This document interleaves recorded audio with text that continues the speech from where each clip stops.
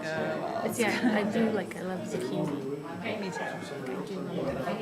And we make, Okay. Good evening, everyone, and I'd like to welcome you to the Administration Finance Fire Committee meeting number 2 for 2018. My name is Councilor Terry Bell, and I will be chairing this committee tonight. I'll now call this meeting to order. And there's sign-in sheets to your right. If you'd like to be notified about the meeting, just sign in the appropriate sheet.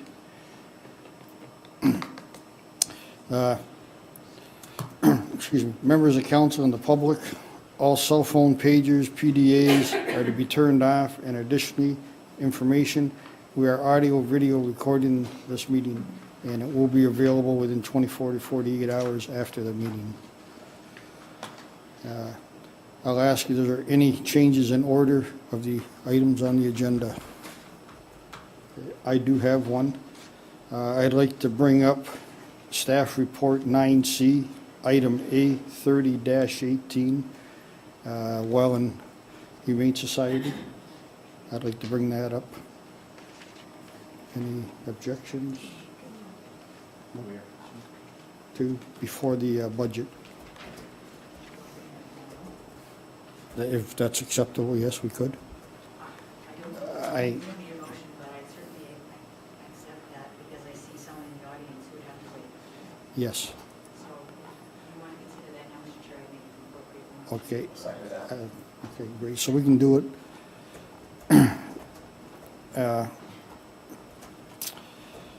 Excuse me.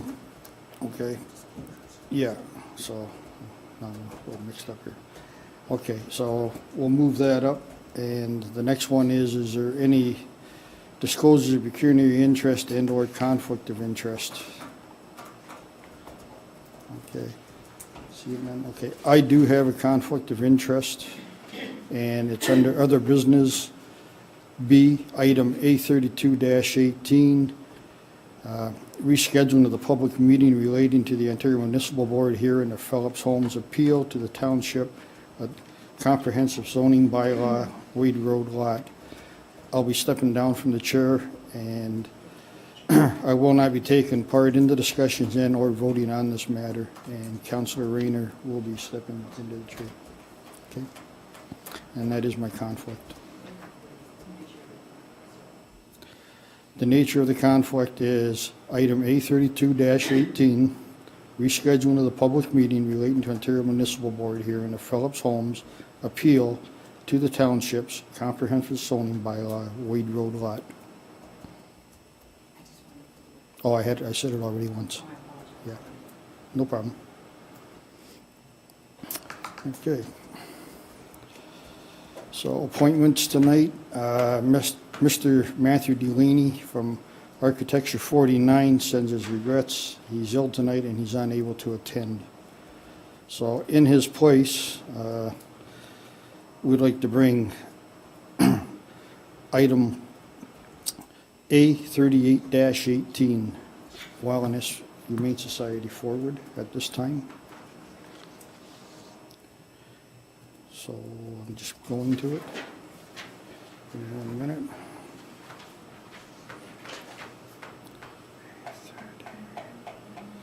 Okay. Item A30-18, Acting CA Clerk, Ms. Carolyn Langley, recommendation report number RFD-C-08-18, provisions of the Canine Control and Humane Society Services.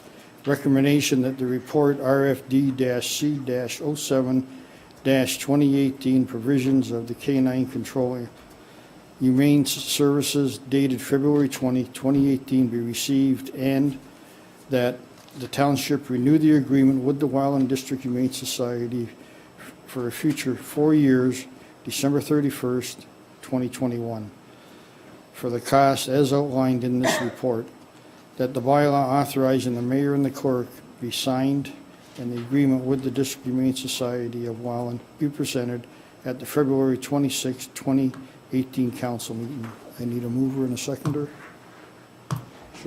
Councilor Cadan and Councilor Billsman. Any questions or comments? Seeing none, Heard all the recommendations. All in favor? Carried. Okay, super. That's it. Thank you. Okay.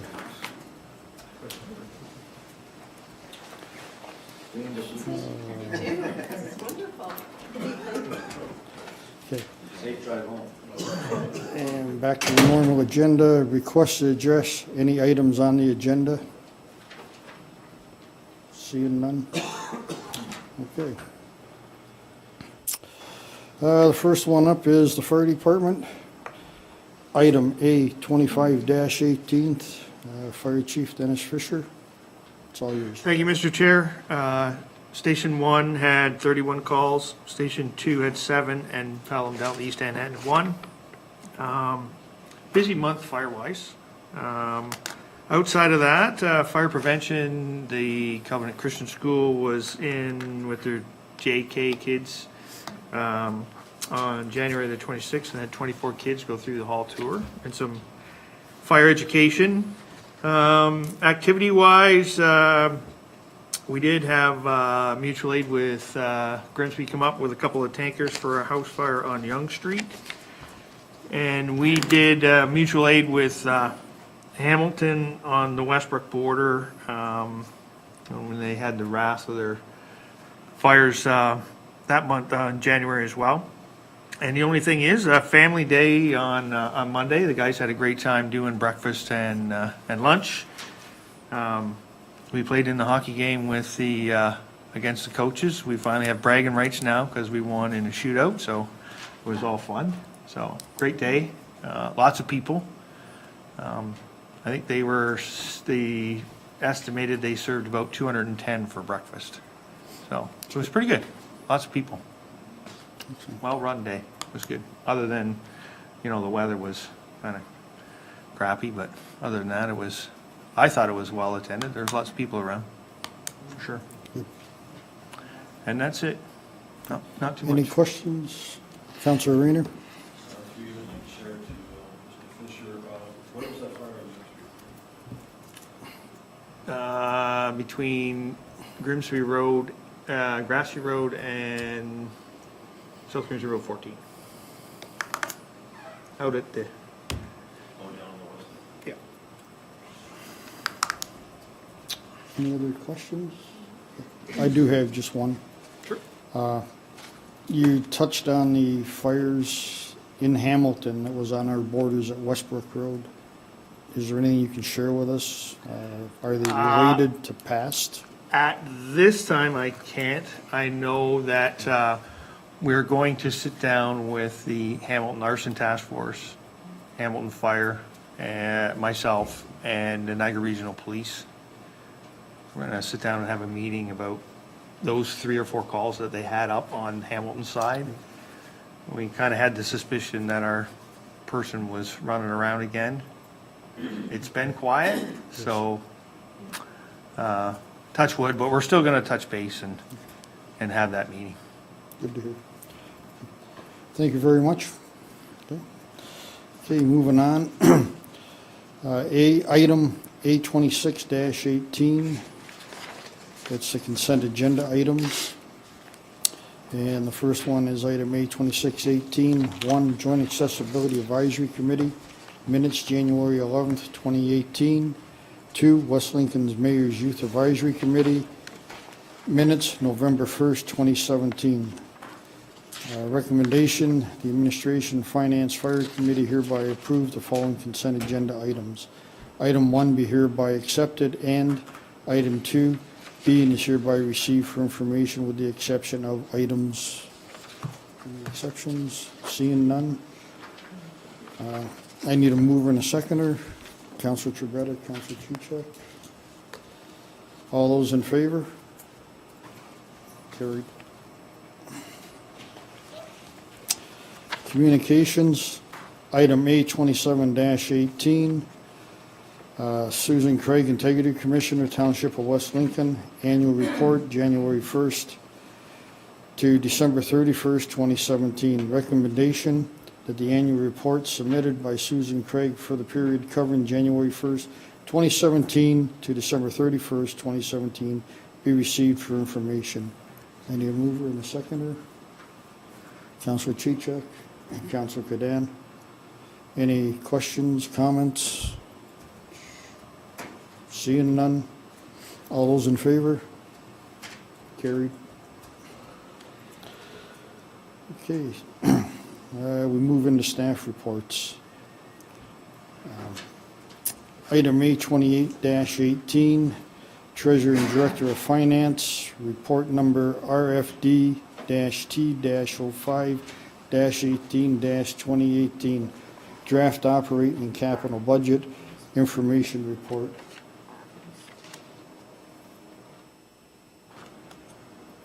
Sorry.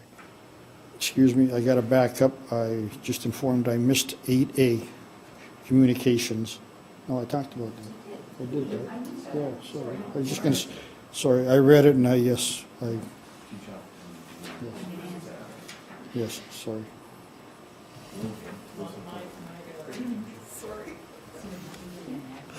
Yeah, sorry. Oh, she had me thinking. Anyway, sorry about that. Back to item B. The recommendations report RFD-C06-2018 regarding the use of corporate resources for election purposes. Well, now we're too far ahead. Oh my gosh, we're back to A. Okay. Yeah, she did. We're doing good. Yeah, I know. Okay. Apologize for that small glitch. Okay, we'll start again. Staff reports A, item A 28-18, Treasurer, Director of Finance. Report number RFD-T-05-18-2018, draft operating and capital budget information report. PowerPoint presentation to be distributed at meeting. Recommendation 1, that the report RFD-T-05-18 regarding the 2018 draft operating and capital budget information report dated February 20th, 2018 be received for information, and the council authorized the transfer of $598,974 from the Road Settlement Fund Reserve in order to partially finance the following road resurfacing projects. 20 road between Avonton Road and Westbrook Road, 20 road between Regional Road 14 and South Grimsby Road 8, South Chippewa Road between North Chippewa Road, Regional Road 14. And that the draft budget be presented at the open house on Thursday, February 22nd, 2018. I need a mover and a seconder. Councilor Trivetta and Mayor Joyner, thank you. Before we move on to any questions and comments, I just want to remind everybody that this is the first draft budget. We're here to all look at it, read it, and make our recommendations to the staff as hopefully where we can improve upon the budget. And at the end of the night, they'll take it away and come back with the new improved budget. So with that said, any questions, comments? Okay. Councilor Rayner. Thank you, Mr. Chair. Number 3, it says that the draft budget be presented at open house on Thursday, February 22nd, 2018, but it doesn't say that. Sorry. 1 second. I'm going to just turn it over to the treasurer. I'll let her do a PowerPoint first before we ask questions. Okay. You'll be first on though, Mike, for sure. Thank you, Chairman Bell. Through you, Chairman Bell, to Councilor Rayner, the public open house is at 7 p.m. To answer that question. So I just have a brief PowerPoint presentation to go over some highlights of the report. I'm just going to begin with reminding Council of some key dates. Today, we're looking at the 2018 budget for the first time.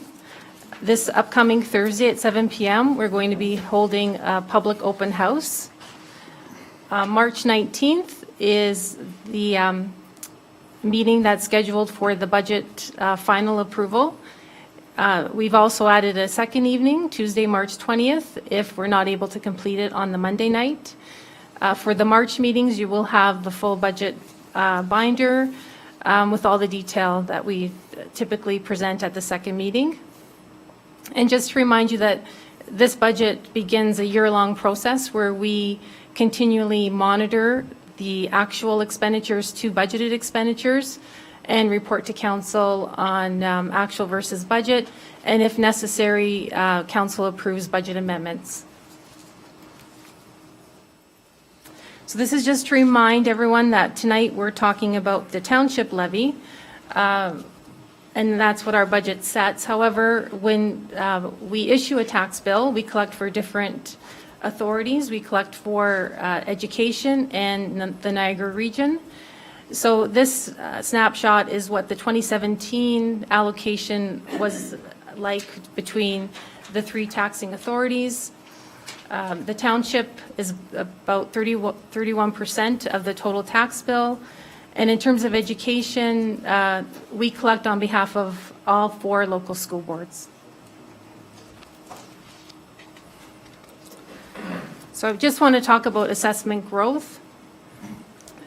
Again, assessment growth is new items that have been added to the assessment roll over the year. So it's new builds, it's additions. It does not have to do with any reassessments. It's not anything to do with MPAC reassessing your property. It's growth. It's new things that weren't in the township before. Because of that growth, the first $222,000 of our levy has no impact on property owners. The reason being, because we have assessment growth, we have a larger pool of assessment to pull from. So there's more people, more assessment in the pot, I'll call it. So the increase is being spread across more properties. So the first $222,000 has no impact to the average homeowner. Every $59,000 added to this levy equates to a 1% increase to the total tax levy, or $11 annual increase to taxes paid. After the first $222,000, every $10,000 in tax levy has an approximate $1.85 impact on an average property owner. So this is important as council, thinks about items they perhaps want to add to the budget or subtract from the budget. It gives you an idea of what $10,000, what the impact is on the actual tax bill. So the draft budget is presented to council tonight is requesting a total tax levy of $6,357,400 compared to the 2017 tax levy of $5,896,000, and this represents a 7.83% tax levy increase. The tax levy that was just mentioned includes the second allocation towards the multi-use recreational site. The 2018 allocation is $298,000. The estimated impact to an average homeowner is an increase of $44.32 a year, or a 3.9% increase over 2017. This works out to $3.69 a month, or an 85-cent week increase. Again, when we're calculating these impacts to an average homeowner, these are all based on tax ratios that were in place in 2017. The upper tier has not confirmed the tax ratios for 2018 as of today. Any change to those tax ratios would change the impact to an average homeowner.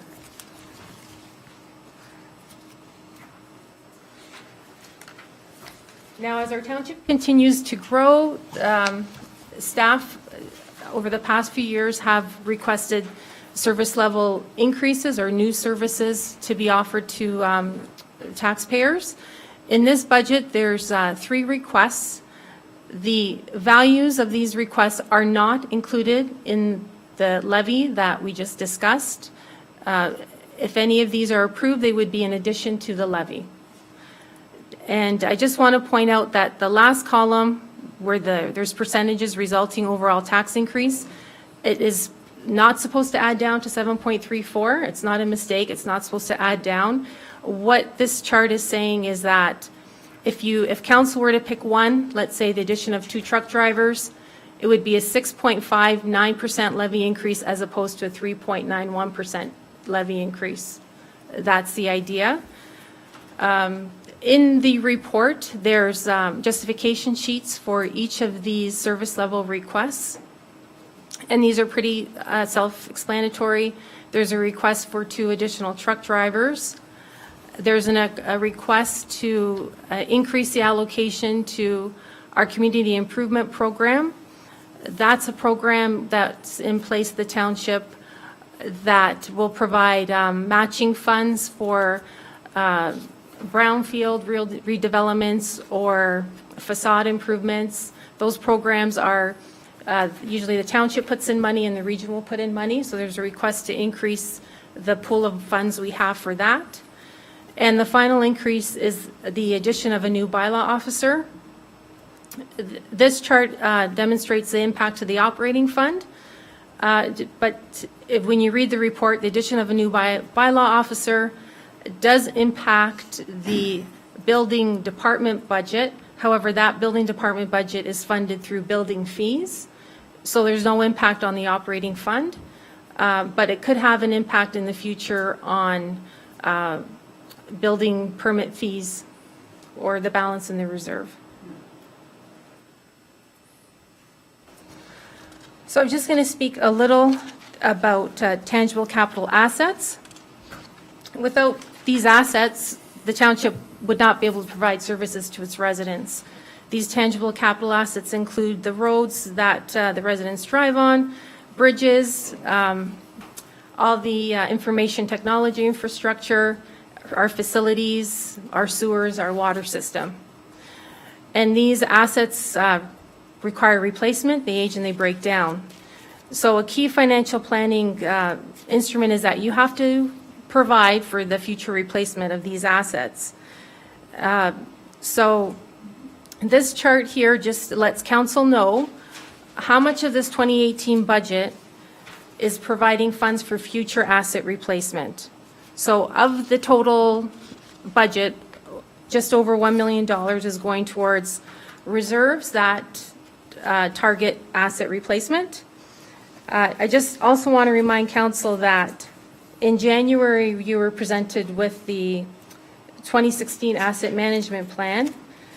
And one of the recommendations from that report was that the township needed to increase their allocation towards asset replacement. The recommended amount for 2018 was $202,000. And this budget actually includes a $236,800 increase to asset replacement, and that is via increases to the bridge, fire, and road equipment reserves.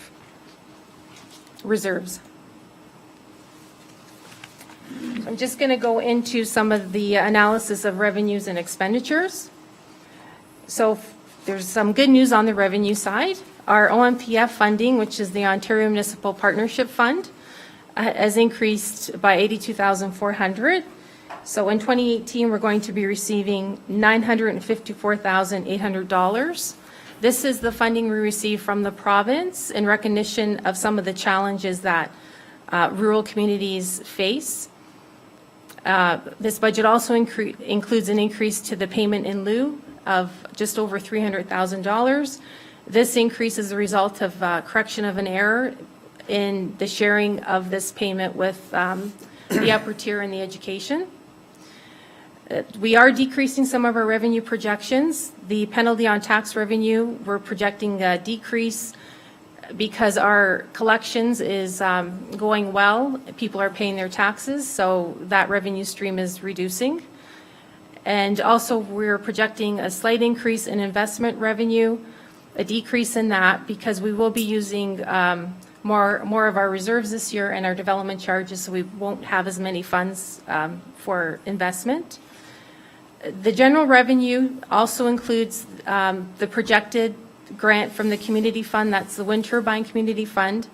Later on, when we look at the general expenditures, those funds are placed directly into a reserve. So they're not actually being used for operations in 2018.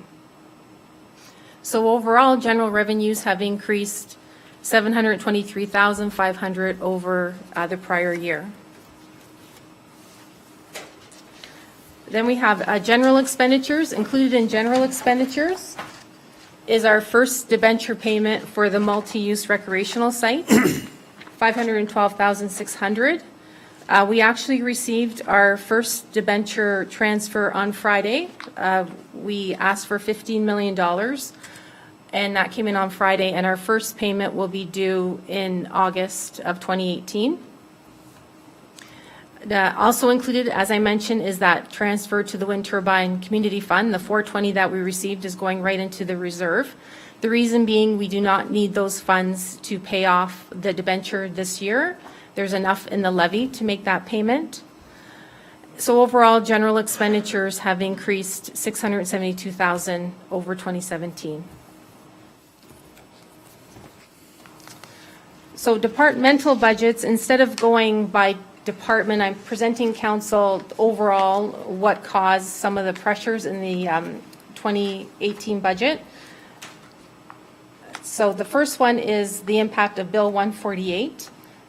In January, council received an information report where we highlighted what we thought some of the impacts would be from Bill 148. So for our township, it's affecting the wages we pay a lot of our casual and our students because the minimum wage has increased to $14. It also impacts our statutory holiday pay. It impacts personal emergency leave days. We now pay for the first 2 days if you're part-time. So that impact of Bill 148 is $40,000 on this budget. We've also increased our transfer to reserves. We've increased the equipment reserve by $113,000, the fire equipment reserve by $50,000, and the bridge reserve by $74,400. The reason for these increases is in reviewing the 10-year capital plan, it became quite evident that if we were to fund all the requests that are in that plan, we need to start increasing how much we're saving each year. So that's why those increases are in the budget. We also have an increase for $30,000 in the fire operating budget as a result of there's new radios that are in the capital budget that we will be purchasing if approved, and those radios come with a higher maintenance fee. So that's hitting the operating budget. There's library pay equity adjustments of approximately $43,000. There's an increase to the library reserve from 2017 to 2018. In 2017, it was lowered to approximately $13,000. 2018, the request is $50,000 transfer. And then there's an urban storm sewer maintenance cost of approximately $48,600. The township's always done rural storm maintenance, that's our ditching. However, it's become evident that urban storm sewer maintenance, these assets are aging, and we need to increase the maintenance that we're putting towards those assets. So that's in addition to the budget. If you total all those expenditures, it's $437,000, which is causing most of the pressure on the 2018 budget. If we didn't have these pressures and also, requests to increase reserves, the increase in the operating budget would have been approximately $76,000, or a 1% increase over 2017, because most of the items, other than these, they're just basically inflationary increases that we've put into the budget, cost of living expenses. I just want to speak briefly about water and wastewater. These departments are funded through user fees. In 2016, council was presented with the water and wastewater rate study plan and financial plan, where it was recommended that these fees increase 5% in 2018. So that is reflected in these budgets. In total, we spend just over $3 million on water and wastewater. And of that $3 million, that includes transfer to reserves of $408,900, which is necessary again for asset replacement. This screen shows you the impact to an average water user on their water bill. The rates would be effective July 2018, so their last two water bills would be at the new rate, their September bill and their December bill. So this shows you the quarterly increase to their water bill.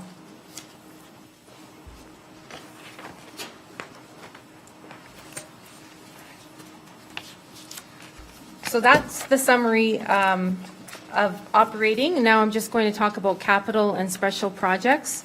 So in this budget, we've separated these two items. In the past, we called a lot of things capital. We called studies capital, master plans we called capital. But in reality, they don't meet the definition of a tangible capital asset. So when we're presenting capital to council this year, we're distinguishing between true capital and then special projects.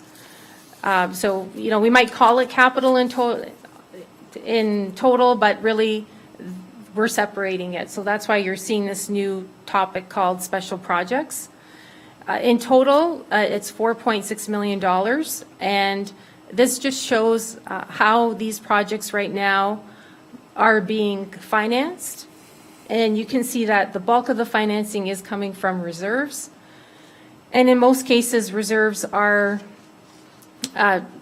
tax dollars or user fees. This chart breaks down our capital and special projects by service area, so council can see where the funds are being spent. So 50% is transportation services, and transportation services includes roads, bridges, and also the equipment that's related to those services. Fire is pretty self-explanatory. Culture and recreational services, that includes our parks and any equipment related to those service departments. Environmental services is our water, our wastewater, and our storm sewer. Corporate management governance is items related to usually the township building, and also where we put information technology requests are in that area. We have planning services, library services, and the very tiny sliver is building inspection.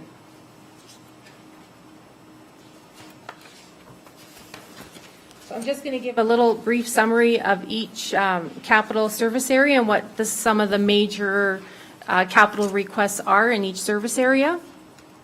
So for transportation, almost $1 million is budgeted for surface treatment of roads. $360,000 is budgeted for the replacement of Bridge 23. That is a bridge that is shared with Wainfleet. So this represents the township cost for that bridge. We have a backhoe that needs replacement, tractor replacement, sidewalk replacement, and a traffic master plan. Fire services, the major capital items are, as I mentioned earlier, new base and truck radio replacements of $278,600, and the replacement of the pumper rescue station, station number 2, pumper rescue. Under recreation and culture, we have a request for Smithville Square Parkette, $250,000. That's downtown by the, I think we call it the CIBC parking lot, to do some beautification there. Abington baseball diamond light replacement, Wellandport Hall, roof and point and paint outside masonry, new playground equipment at Streamside Park, and a replacement of a mower and a trailer. Environmental services, water meters, both new and replacement. We have to do water and sewer master plans, Culver Street storm sewer work for $20,000, Oakdale Boulevard storm pond maintenance for $25,000, and water main on West Street. Under corporate management governance, there's various repairs and maintenance to town hall, $61,500. The phone system needs replacing, so that's being budgeted at $100,000. And the email server also needs replacement, and that's budgeted at $60,000. Under planning, again, these are items that are studies. They don't meet the definition of tangible capital assets, but we're showing them to council separately. And a lot of these studies are also funded with development charges. This is representing the gross cost, not the way it's being funded. So we have urban boundary expansion work, a railway crossing justification study, Wellandport Streetscape Master Plan, and a bike trail master plan. Under library services, the additions to collections, which is budgeted for every year. In the past, this was always done in the operating budget, but in reality, addition to collections is a capital item, so we're showing it under capital. So that's the additions to books and audiovisual. And there's a request for the Wellandport addition for furniture and fixtures. And the final one was building inspection, that little sliver. There's a request for a new vehicle to add to their complement. Right now, there's one vehicle, and they're requesting a second vehicle. So in your report, you'll see we provide the 10-year capital plan. So it's over the next 10 years, we're looking at approximately $57 million. Then we tried to estimate how we're going to finance all of this capital. And then this screen is the special projects. So again, over the next 10 years, what kind of projects are we looking at? And how do we plan on financing these projects? So that's it for the presentation, and we're open for questions.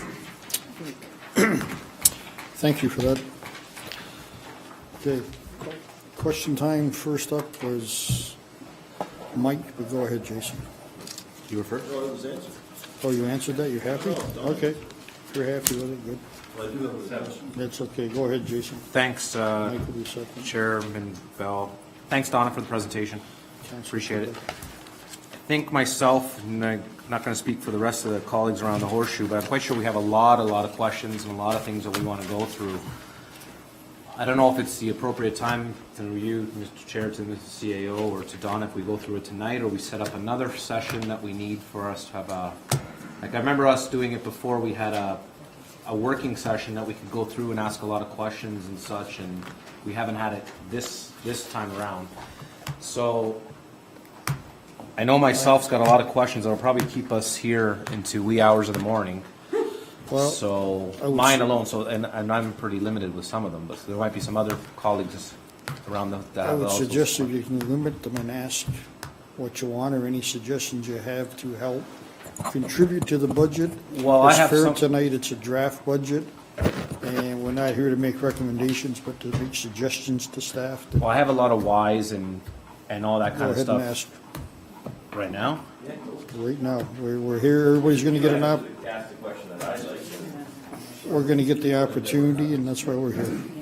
Yeah, but see, I can just, and through you, Mr. Chair, I can ask just straight out and just going by here, why we need another vehicle when we just had one a year ago. So that's what I'm trying to say. There's many things for like the building department. We just got one when our past CAO was the last year. We got So- a new one. So those are what I'm trying to say. We have a lot of questions So- that I have to ask and I don't know.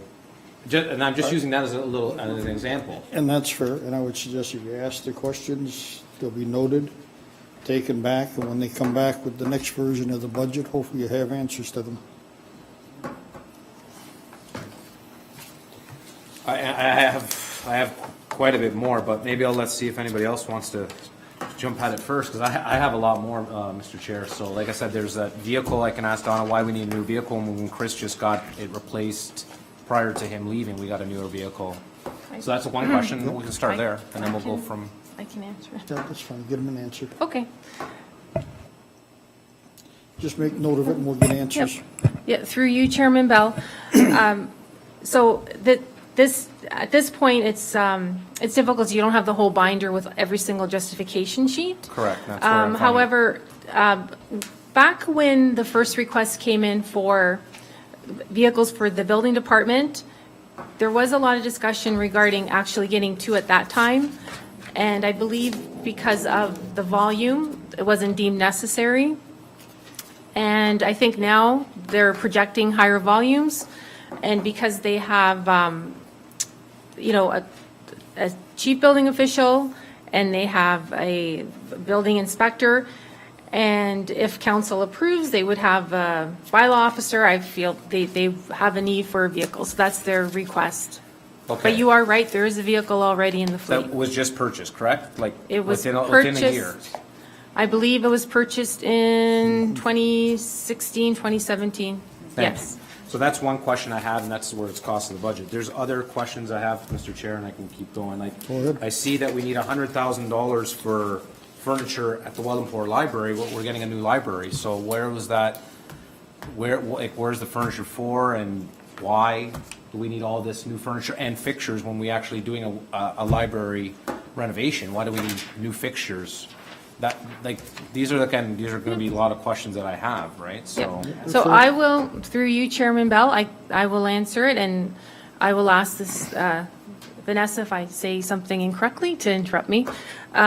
So the Wellandport request is for accessible shelving, because the current shelving does not meet the accessibility, it's too high. There's also requests to furnish some of the other public areas and the garden area.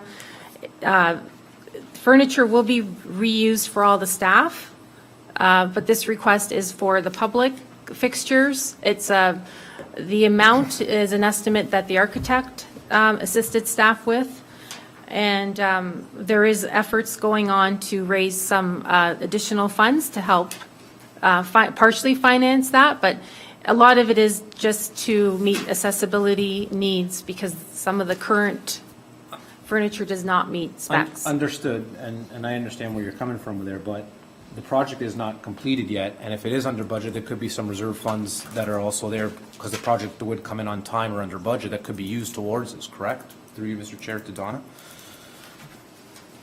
Through you, Councillor, Chairman Bell, the project for the addition is being funded from federal funding and from the library reserve.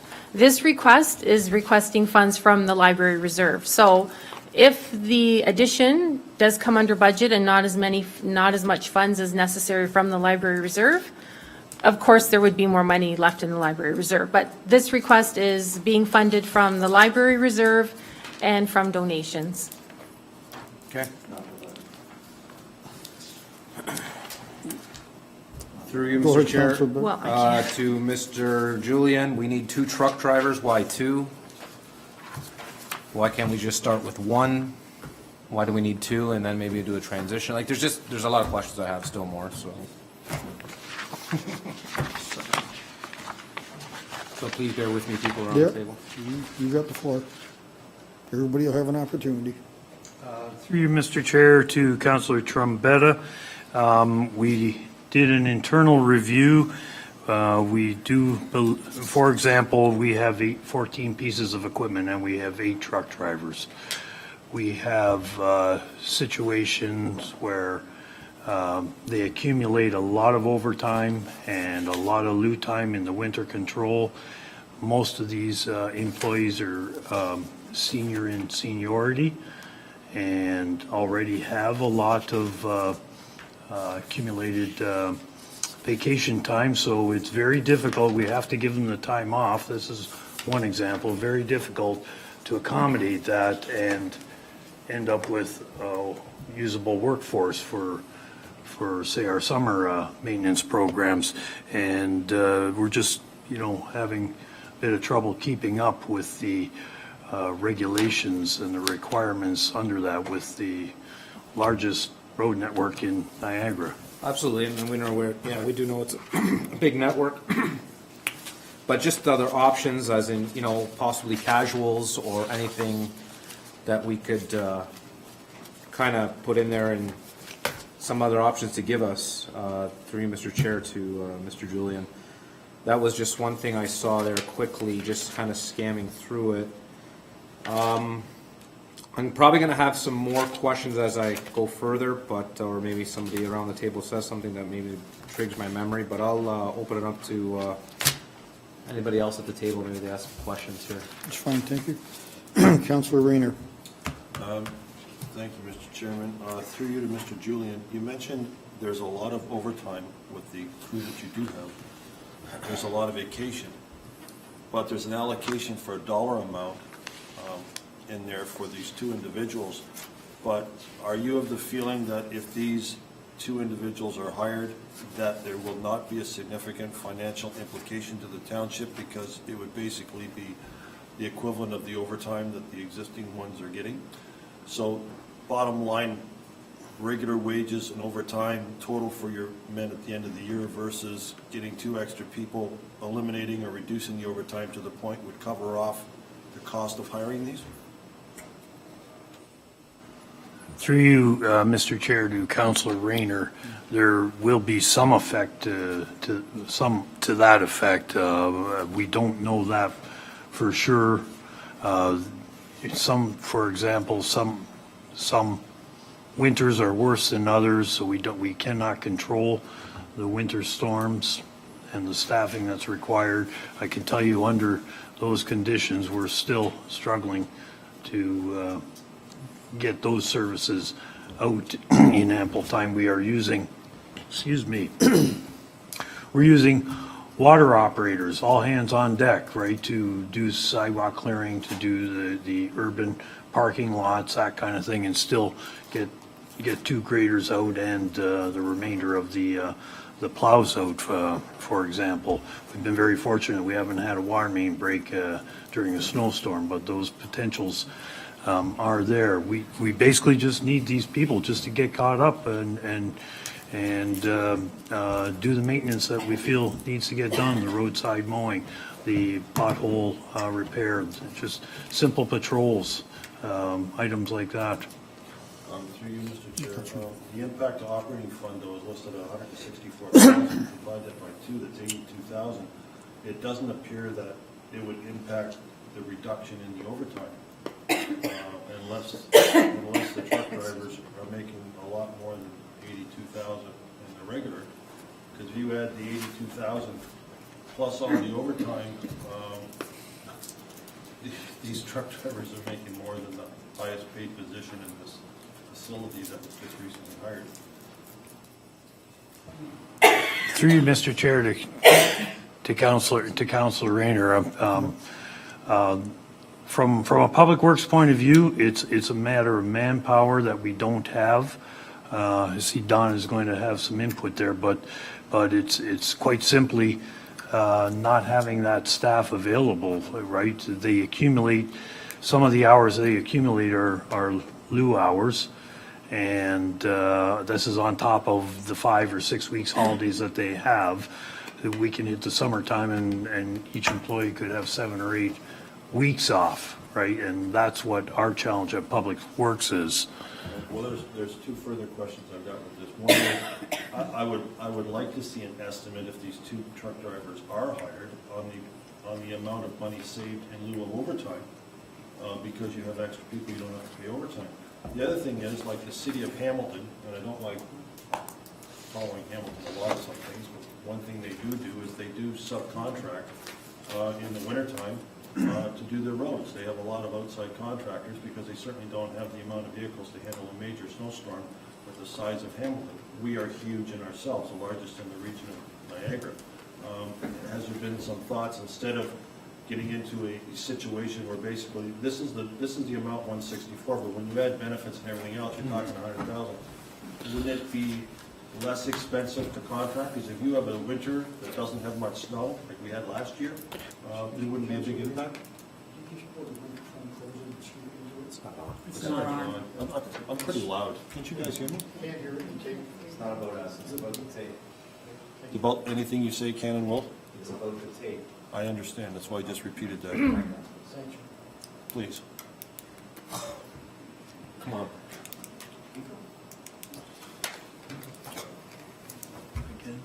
Last time somebody ordered me, they had a uniform on. What'd you say? No, if I can, I think I Yes, know where you're please.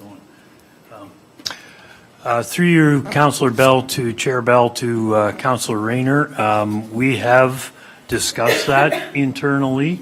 It's certainly something that as we progress, that I think we do need to look at. It doesn't mean that is the best option. I know discussions I've had with our roads operation manager, he looked into some preliminary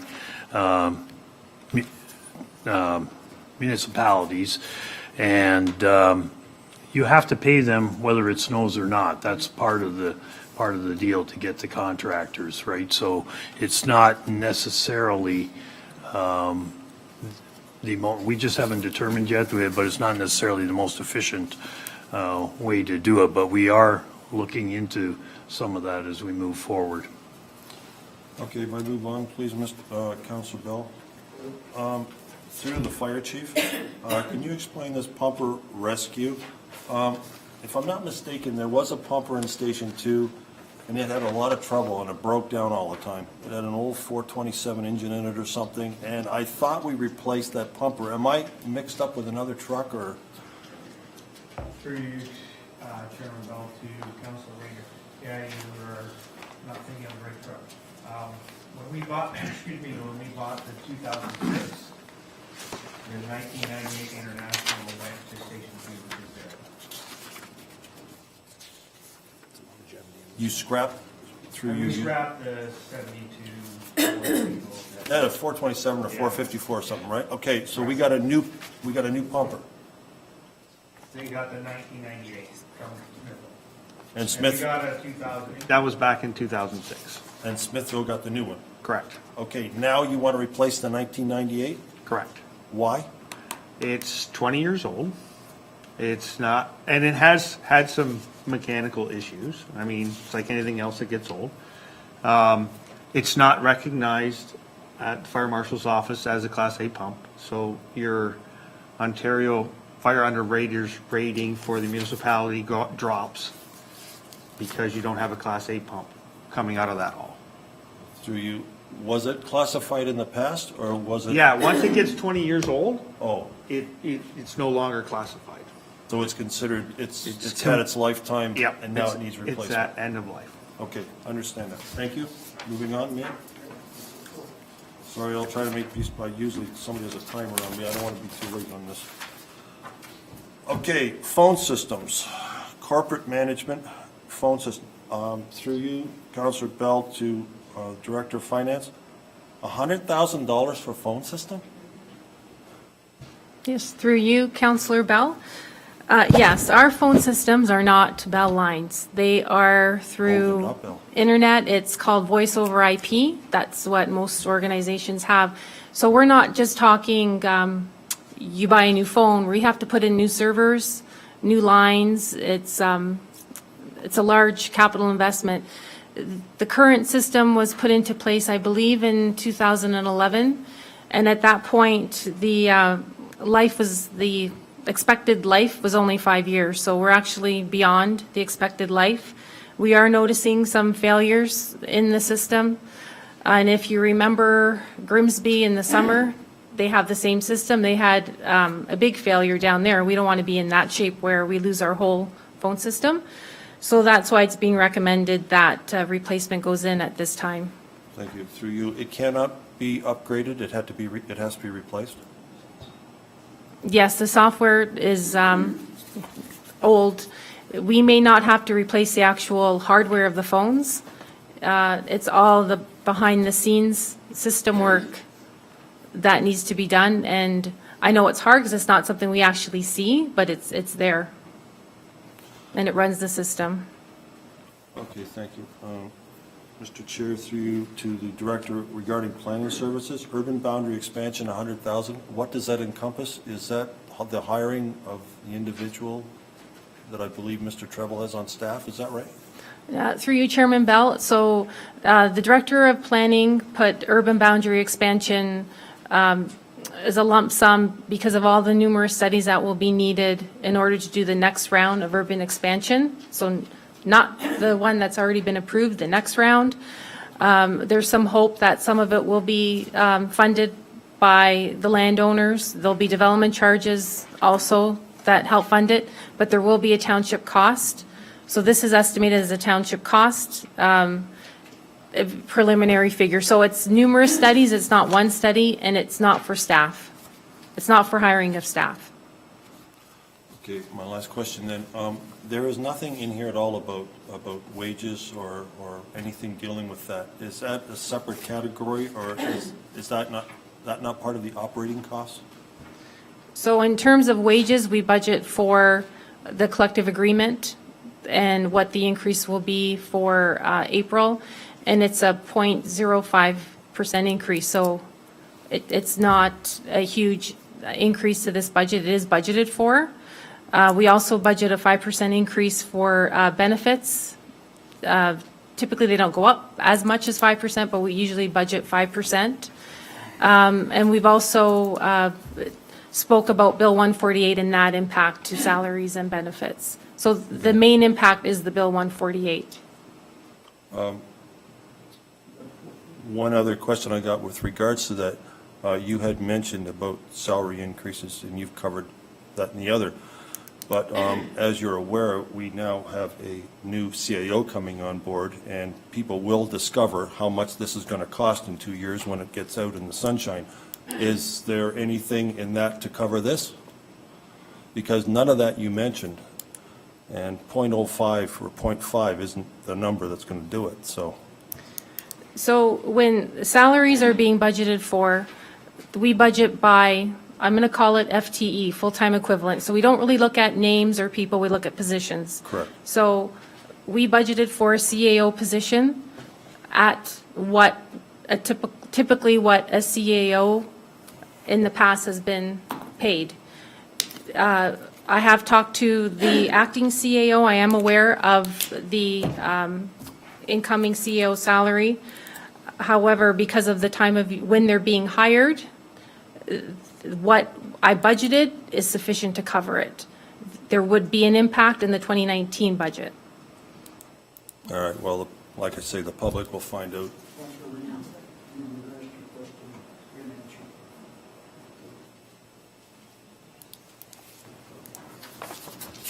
Okay, Councilor Bell, now I have one more, if I may.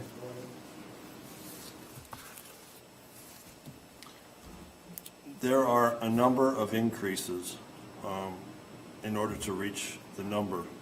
You have 3.91.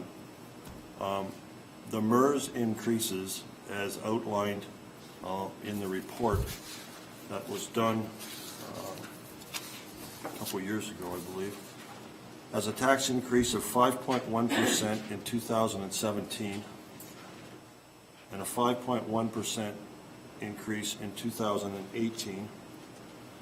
I believe there was also the back debt to the YMCA of $52,500 based on 59,000 equals 1%, 52,500 equals about 0.88, which rounded off equals 0.9.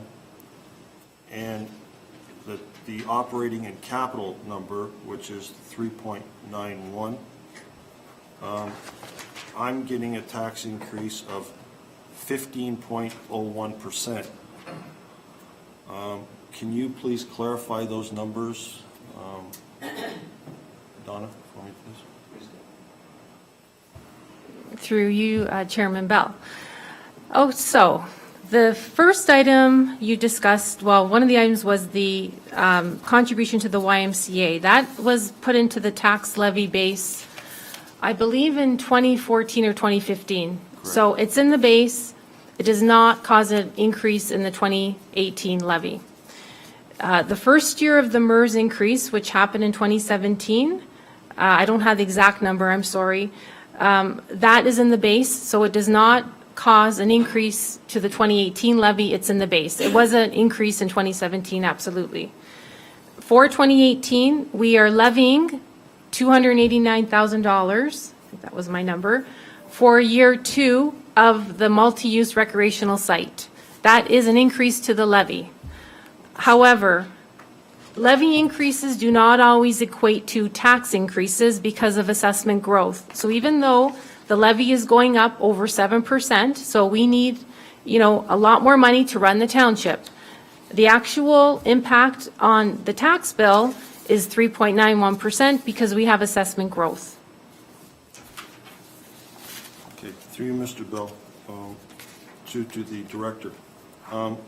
You mentioned the original 2017 MERS is not included now because it's in the tax base, and you also said the same thing about the YMCA. However, they're in the tax base, which means it's part of what you're paying for now. It's always there, and it will stay there until 30 years from now, which would make it, based on 5%, would make it about 450% by the end of 30 years. So the point I'm making is it may be in the tax base, and therefore it's not the number you're reflecting on right now. But if you look back on what you're paying, you're still paying for it because it's in the tax base, so it's still part of the increase. There's no way around it. Through you, Chairman Bell, it's in the tax base. However, I do not qualify it as increasing the 2018 levy, because the only thing that increases the 2018 levy are items that are being approved in this budget. You are correct, those other two items are in the tax base. They're in the tax levy. All right. And they will So- continue so- to be there. That's what I need for clarification, Mr. Chairman, is the fact that it's in the levy, it's there, you are paying for it. It's just that we are doing the 2018 right now. But I want the public to be aware that the numbers are there, you are paying for it, but we are only dealing with what we're dealing with this year. When this year is done, that amount of money that's going into your tax bill will be the base of the start for the 2019, and then the levy will be added. It doesn't mean it's taken away, it's added to it. So if you look at your tax bill that you get this year compared to what you have 2 years ago, you will find a significant difference. That's because it's in the base, it's not shown on the 2018 tax bill, but you are paying for it. So Councilor Rayner, I appreciate you letting the public know that. So one correction is the why, we will not be paying for that forever. No, But I that's do 8 understand that was an 8-year agreement That's that 8 we years. sent our past CA out to negotiate. So we do have a few more years to pay that 1%. That will be coming off. And if you recall, past budgets was brought to this council, and we as a council, and myself included, we passed all the past budgets. So we're more than well aware of what we're paying for and what we have been paying for. Right. And we know where we're going right now, so. Thank you, Mr. Hopefully Chair. that helps you. It's just important that people understand that it's in the base and it's already there. I'm I sure have one they do. further question, if I may ask, because it is bothering me. Through to Mr. Mayor. Mr. Mayor and I were the two aldermen back in 2010 in the fall where the YMCA went through, and Mr. Mayor agreed to pay it, who was an alderman at the time, and I did not. It was a recorded vote.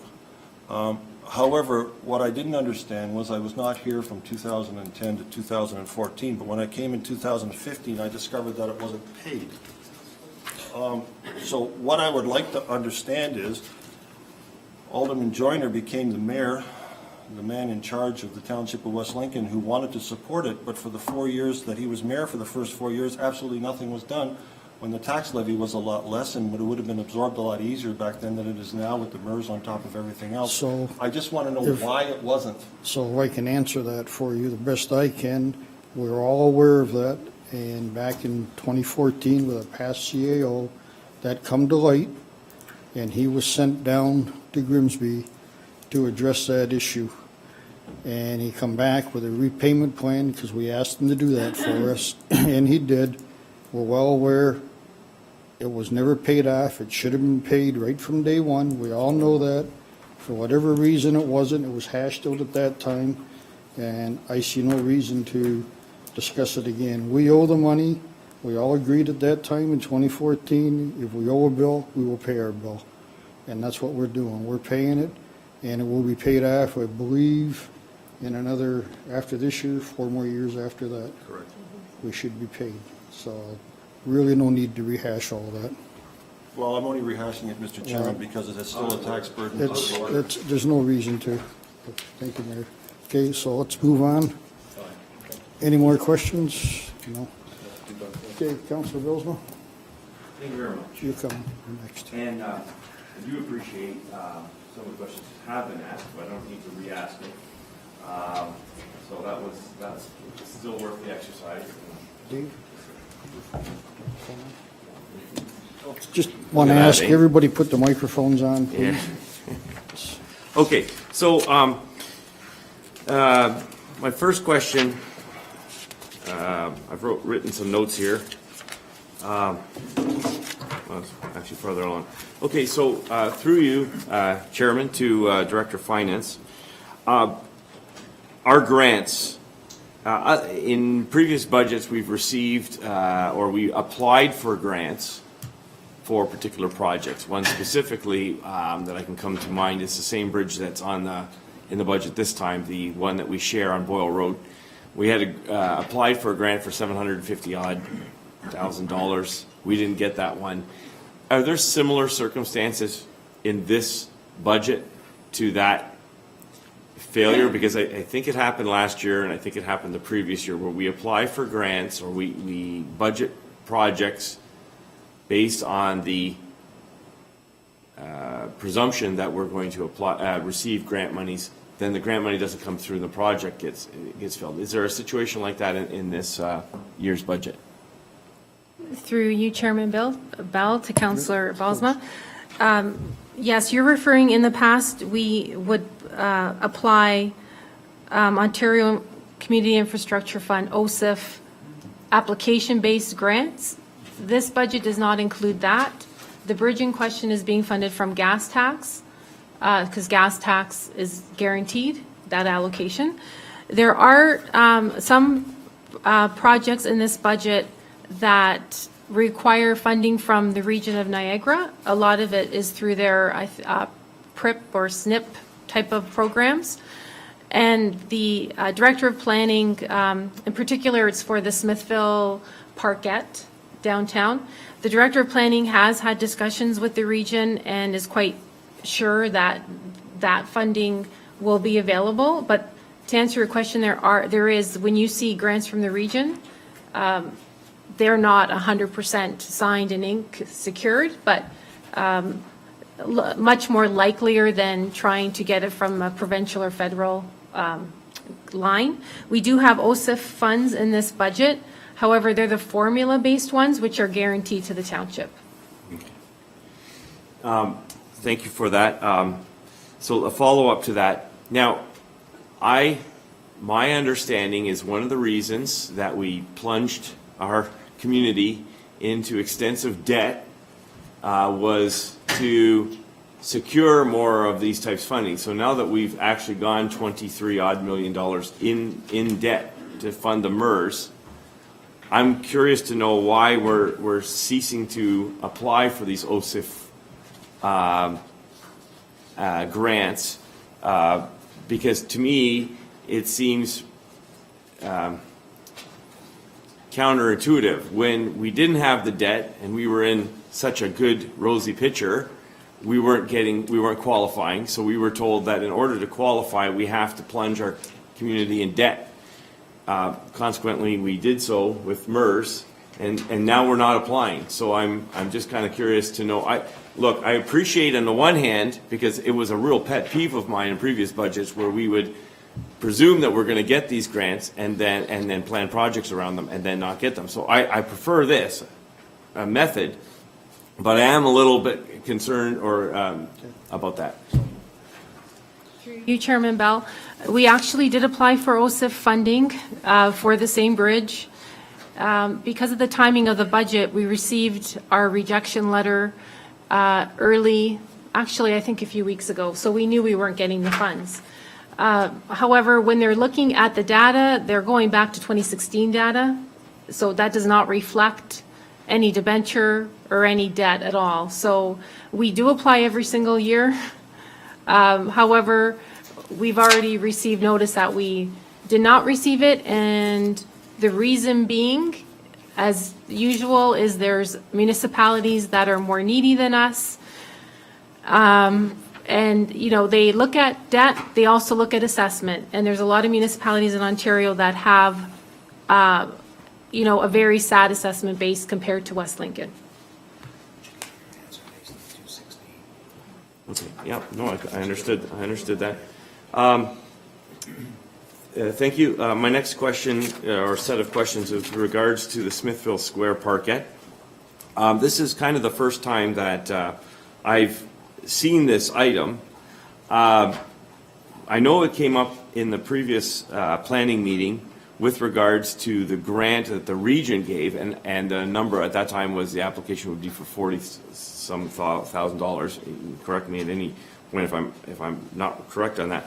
I did not know at that time that we were, in a sense, committing ourselves. Now, we haven't approved this budget, but in a sense, we're committing to a $250,000 to that little parking lot. I thought that 40,000, I thought we were getting a really good deal. Obviously, my naivety is being exposed here, that it's actually $250,000, of which we would probably get $40,000 in a grant from the region. Is that correct? Chairman, through to Director. Through you, Chairman Bell. So you're absolutely right. This is being proposed. Council has the final approval. I just want to look up that parkette. The $40,000 I think you're referring to is a $40,000 provincial federal grant that was announced. No, it's federal. It's federal, provincial. It's for improving main streets. So we thought, okay, that would work. The $40,000 would work for that.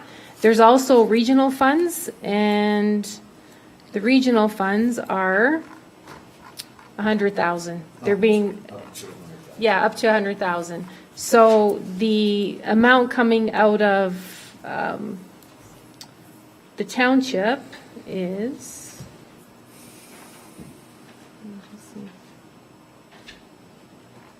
I believe it's $77,000 from the capital reserve. Yeah. So the project's $250,000 with a $77,000 contribution from the township through the capital reserve. So I just have it's not really an ethical question, but I have a challenge when these types of projects are put into a budget and they're without a kind of a fulsome discussion around each one. So I'm glad you gave me that information. It is helpful. I have a kind of an issue with the concept of the Smithville Square Parkette. It was something that I'm glad we at least had that discussion last week with respect to it, because and it has basically to do with the fact that as I was leaving last week's meeting, it kind of struck me that we've spent a lot of money in this type of improvement funding, downtown core improvement funding or facade funding and those kinds of things in Smithville. And I've been on this council now for 3 years. It's my fourth budget. And we did West Street is being done. We did Station Street. We did the downtown core. We did the improvements around the intersection. And they've all been Smithville oriented. Now, at the risk of sounding like I'm, shilling for my ward, I'm going to sound like I'm shilling for my ward or even Ward 1.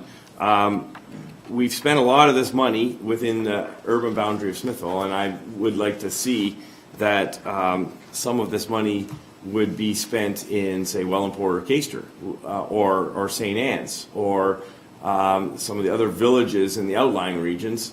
I appreciate what I saw here, that there's a Wellandport streetscape master plan proposed.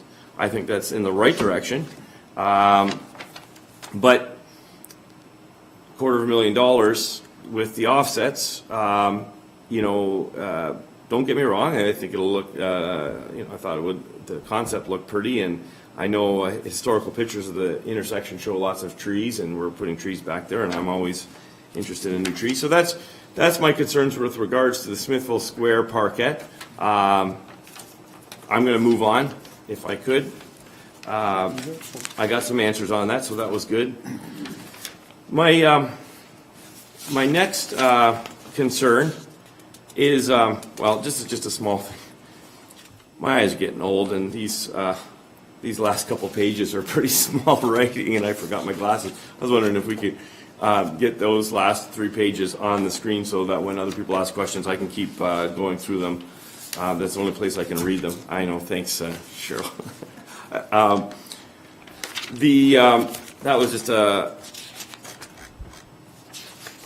So I have two more questions at this time. The first one has to deal with we've experienced a lot of public concern about the rural roads, especially the granular roads, the gravel roads of our community.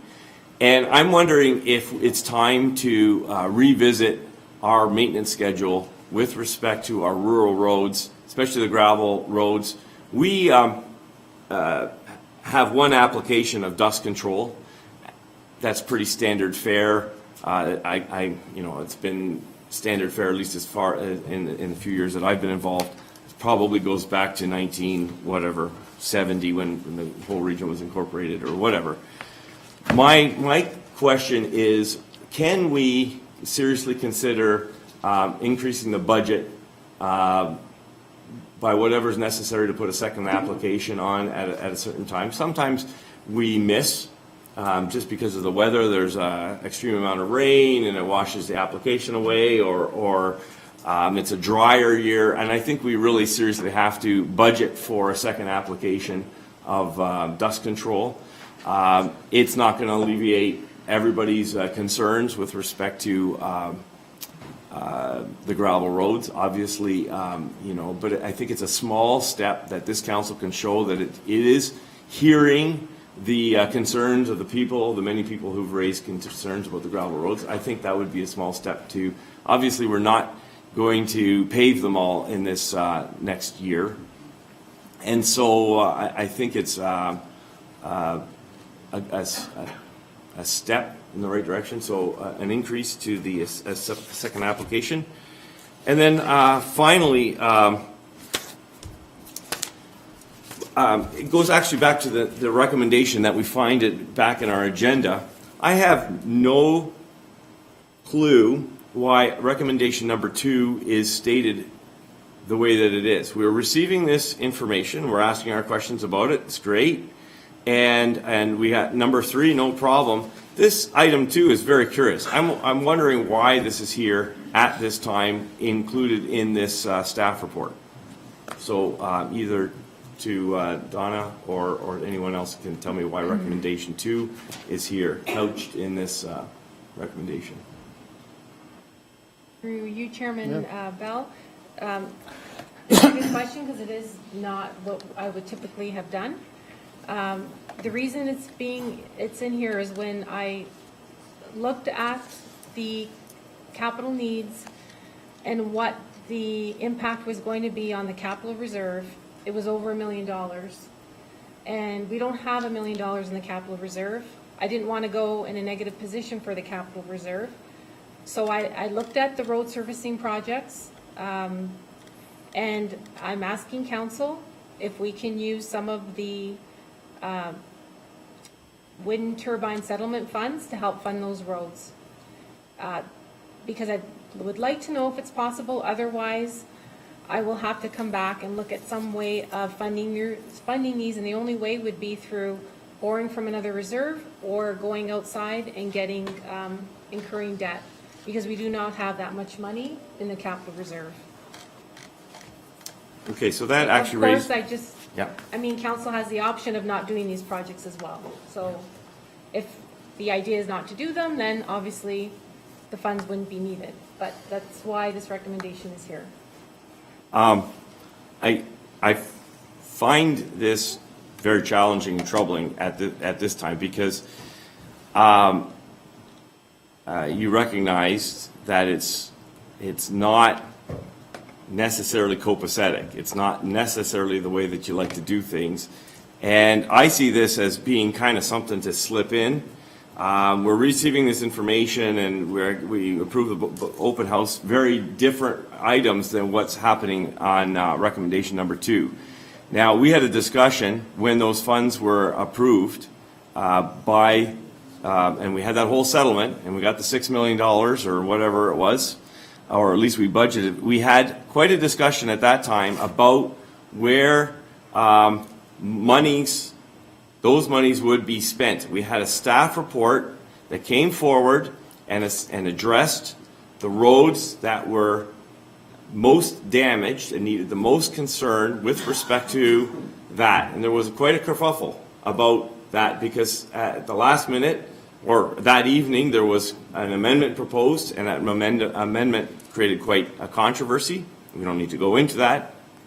But there was quite a vigorous discussion, and in the end, we went with the staff report with regards to those, with the assumption that when we got to other years, we would assess all the roads equally. Of course, we're a fulsome municipality, and then again, fix roads with our regular capital budget where needed in the community, with the understanding that perhaps the majority of those monies might be spent in areas not affected by wind turbines, because the roads inside the areas affected by wind turbines were greatly improved.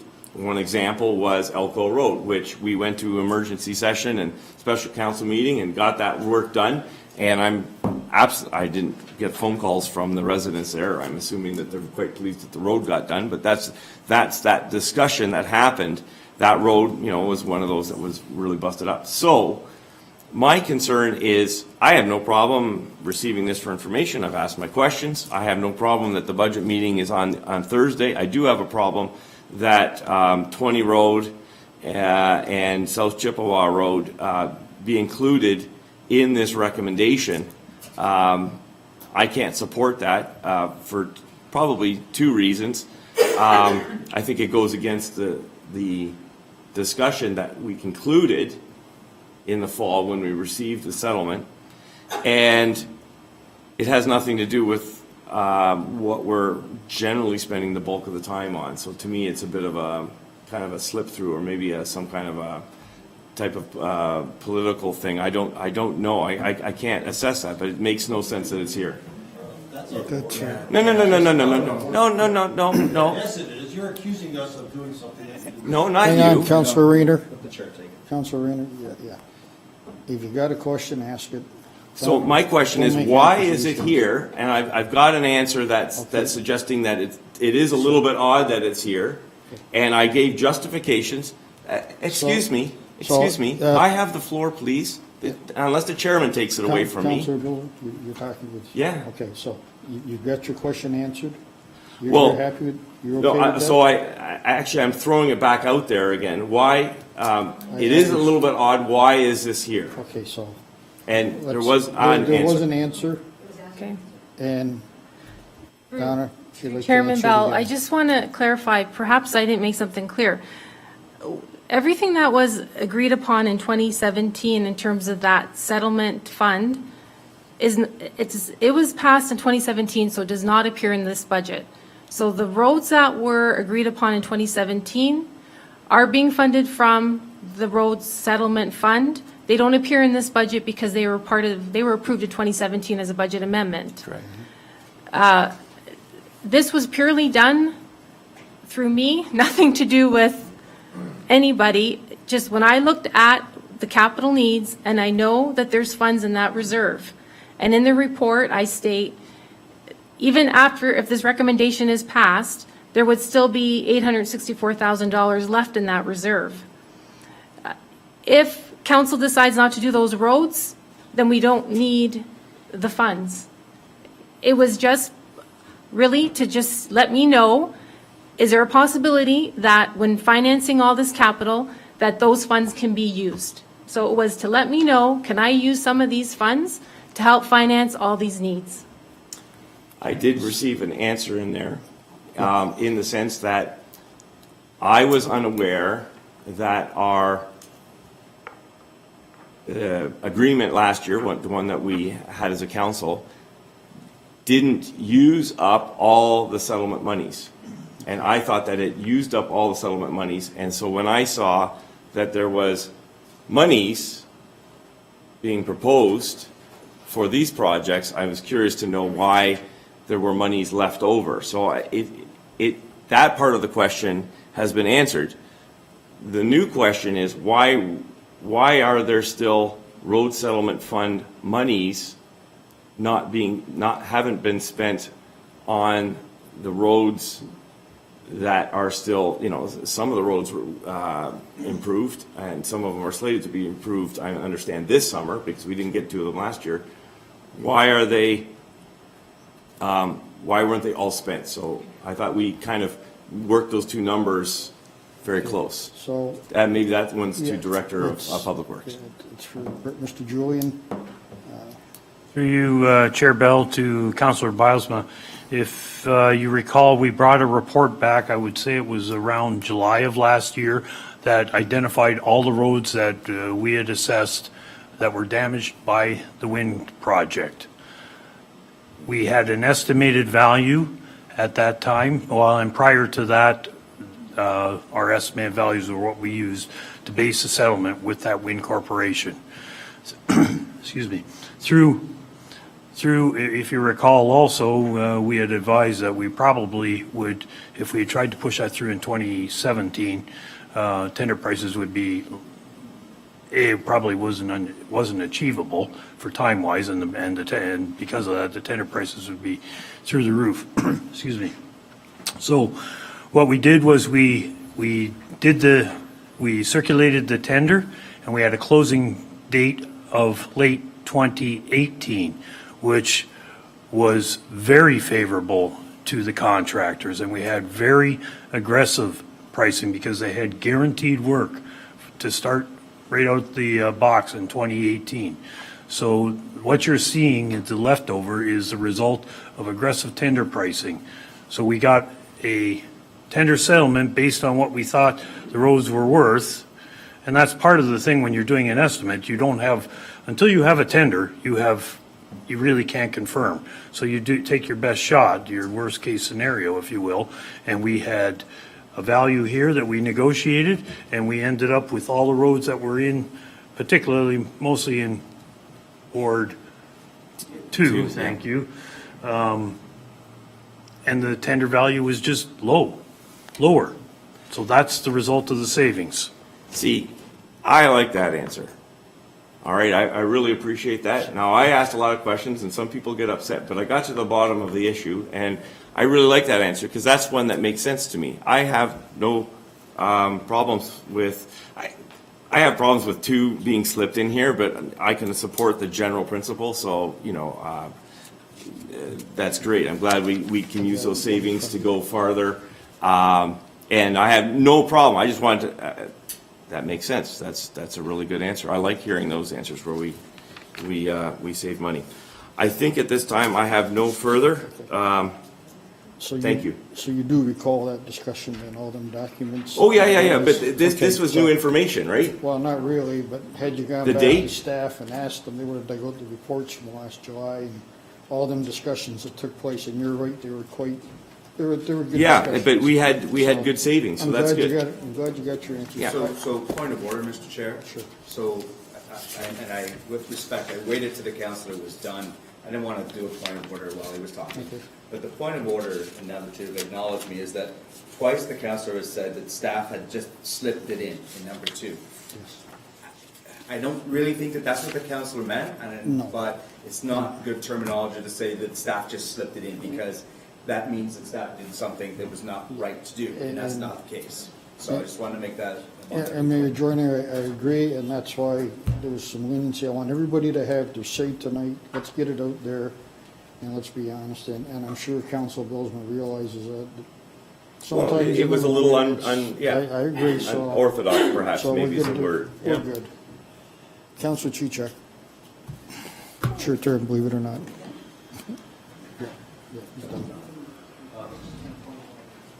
I see, I think. Thank you very much for that, Mr. Chair. And I do remember that discussion where we had about $6 million worth of work. $6 million worth of a claim was submitted to the wind turbine people. They paid us the $6 million, and through aggressive tendering, as our staff indicated, we were able to get prices on the award of tender that saw us to come into this year that would come up with approximately $800,000 less than what we expected in the settlement. So I reiterate my comments from that night, and that is, thank you very much for the work that you put into that, Mr. Julian, and to the staff who put together that proposal. And I'll ask through you, Mr. Chair, all of my questions. I have a few, although I didn't want to take this budget apart.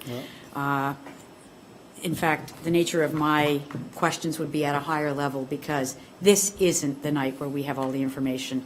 This isn't the night where we're going to, where we could probably get a lot of the answers if we reviewed the information that our treasurer puts before us before we deliberate.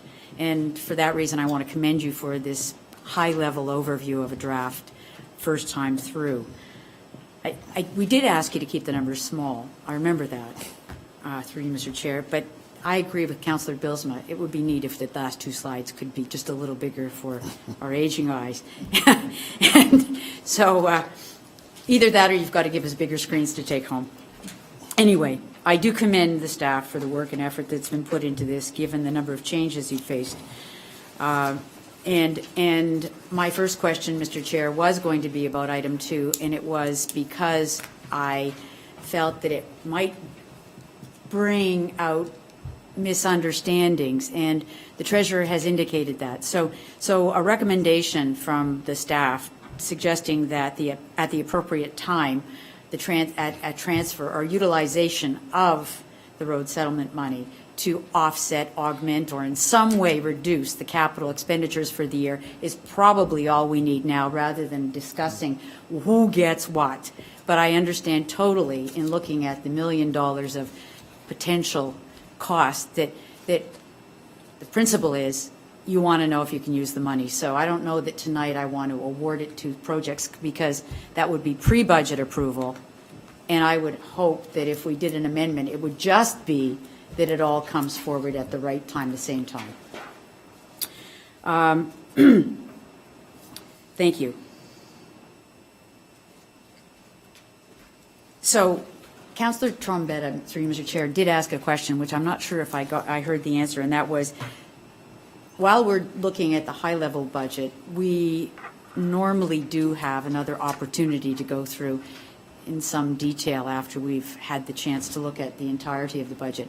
Is that in the plan for sometime in the timing of March? Through you, Chairman Bell, the plan is to hand out the binder at the planning meeting in March. And? The detailed binder will be handed out at the planning meeting at March. Sorry. In March, and the budget meeting is the following week. So the councillors would have it for a week. So my point is, it is totally expected by staff that if we want to ask a lot more questions, we can do that in the following week, because I think that was the question that was left on the table. Okay. Okay. So at the appropriate time, Mr. Chair, I'd be willing to make a motion on 2, that it be that a recommendation from staff be brought forward regarding the usage of the settlement fund money as part of the reduction to the overall capital costs when the entire budget comes forward. That doesn't change the intent of what it is the treasurer has told us tonight. I do believe, and I will wait till the end of our discussions, but I don't want to argue how they should be used, and I have no problem with the way they're being suggested. I guess I've already heard a number of questions, and I have a question, and that is, Can I just ask, could you ask what you're confused about, please? Sorry. I guess what I'm confused about is councillors, that you're saying number 2, you're going to at the end come forward with a recommendation that has to do with, should staff come with this recommendation in March? Because I think what they're really looking for here tonight is just direction. So if there's no appetite for these 3 roads, then they gotta come back with a different scheme. Mr. That's why I'm Chairman, Mr. confused. Chairman, Yeah. through you to the mayor's question, I have no problem if those are the roads that our Okay. Director of Public Works wishes to do. Okay. But if through our discussions, we find that there are other priorities or there are other ways to do these roads, and I'll leave that for my learned counsel friend here and others, I don't want to hamstring us. I think the principle on the table is that council, that staff come forward as part of the total budget with a recommendation to utilize, hold on, the road settlement fund. That was all I was trying to say, is make it more generic, because we could say, no, they shouldn't be in there, we could say they shouldn't. But to say tonight, and I'm answering the mayor's question directly, to say tonight that we're going to do those 3 roads, and I'm happy to see those in there, but I want to see the entire scheme and think it through. To say that tonight would be out of order for the budget, because that was the point I think my colleague was making. And I would say that if that came forward in a month, in March, we would have the debate then and probably accept it. So the issue is that what we want to do, staff want to know that it's okay to bring forward $1 million worth of capital spending. We'll deliberate it and we'll decide how we want to spend it. But tonight, to approve something and then decide in March, well, there's the leftovers, that's what we're approving. And we can't use the, I'm sorry, I keep forgetting the name of the fund. The road resettlement fund, settlement fund, I think would be out of order, or just a little out of sequence. And it would be hard for me to vote for that because I don't know what roads I'm putting at risk. So in principle, just so I understand, you are prepared to give staff direction in principle alone that, yes, we do agree with where you're going with this, but bring it back as a Right. full wholesome discussion Right. in March. So something like So you- that staff okay. come back with a recommendation of all budget, all capital spending for year 2018 with all potential sources of funding, including the road settlement fund. That's all they need. Okay. Because if they got $1 million and we can't afford it, and they tell us we've got money in each of these pots, I think we'll figure it out. Yep. So you're okay with that? And Ms. Treasurer, you okay? Let's just make sure. Val, I mean, I thought I outlined it on page 24 of the report, where I state the needs in the capital reserve and the pressure on the capital reserve. And my intention was not to do anything, to slip anything in or anything like that. No. My intention is just to get direction. Can I use some of that reserve to help fund these projects? So tonight, I don't want to approve the spending of that project, and I need to put on the record, I am in no way suggesting anyone slipped anything in here. If previous speakers suggested that, I expect them to deal with the appropriate reconciliations with our staff. Tonight, I'm just saying it might be more suitable for us to know the entirety of the budget and to consider it, look at the book, figure out what we want to do and how we each want to prioritize it, and as a part of the entire budget, to ask our staff to come back with the entirety of the spending we know we need to make and the options for funding. I'm good. That's all I want to do, and that takes the temperature in the room down a titch. But maybe, at least it's my attempt. But in every year, I'm now switching horses, okay? Because that was just something that I wanted to put out there, and I will do it at the appropriate time, Mr. Chair.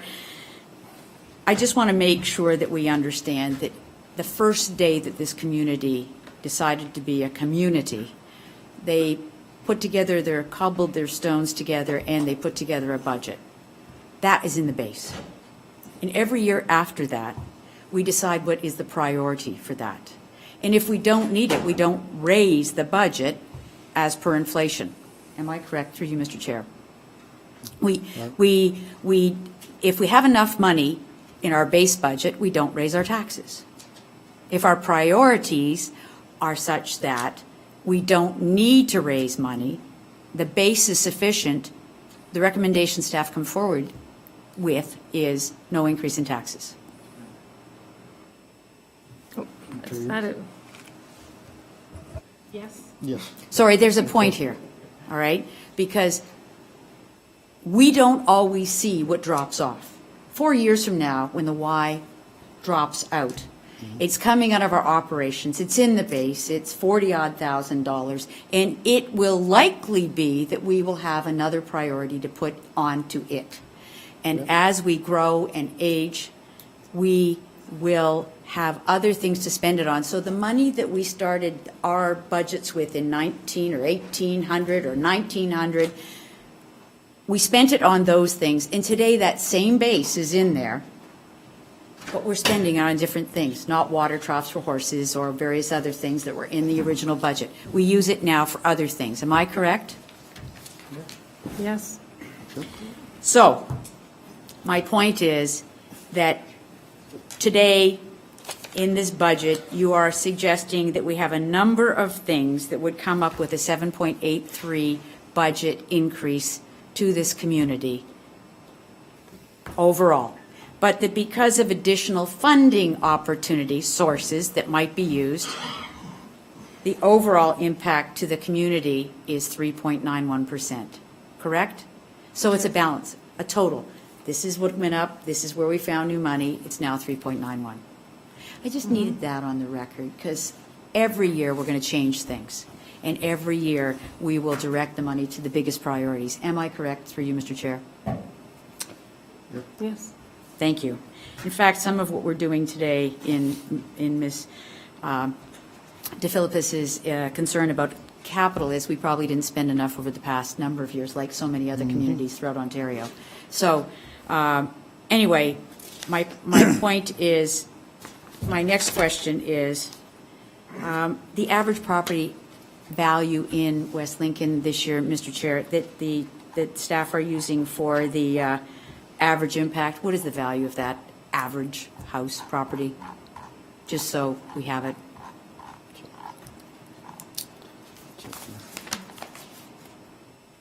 Sorry, I thought you'd have it right there. Through 345. you, Chairman Bell, it's $345,042. So 345,042. In 2017, that average value was 326,794. And that is for a single-family residential property. Thank you, Mr. Single Chairman, detached. and through you to staff, thank you very much for that. I just need to ask that the total ask for new things not included in the budget is for 2 truck drivers, an increased allocation in CIP, and addition of a new bylaw officer. Is it envisioned through you, Mr. Chair, to either the acting CAO or to the treasurer, that there will be additional staff needed, and is that included in the budget when we look at the implications for the new recreation center? Through you, Chairman Bell, this budget does not include any staffing level changes for the new recreational center. And that's because of the timing as we go through the year, and it may not arrive till the arena, not till December? Is that why? Yes, yes. So these are the requests that are being presented, yeah. So the original projection was we'd have a library and an auditorium and sometime in midsummer, and the arena sometime late December, early January. So this budget contains no additional increases for staffing or running 2 facilities.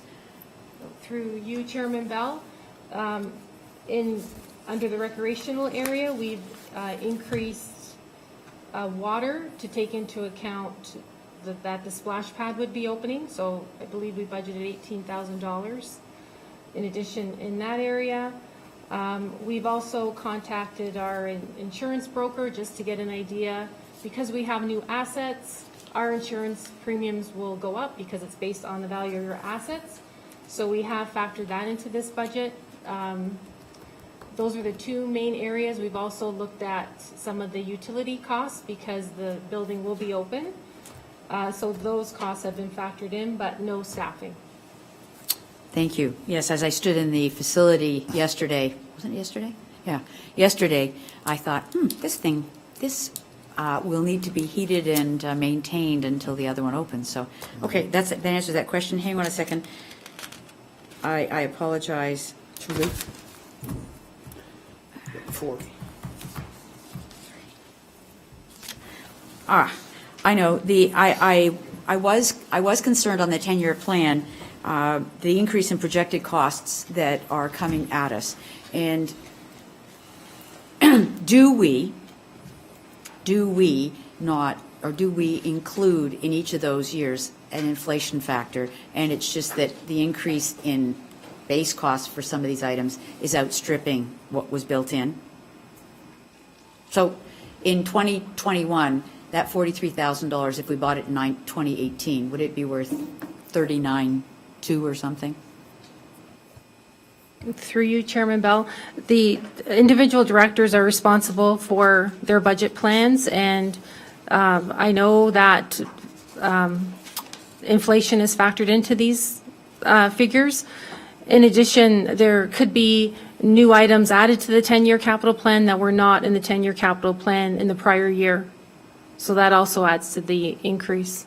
So if I looked at last year's budget sheets, and I won't steal this from Councillor Gannan, it might be that the number there for the item was lower than this year's. Yes, you're correct. I will leave the rest of that for her.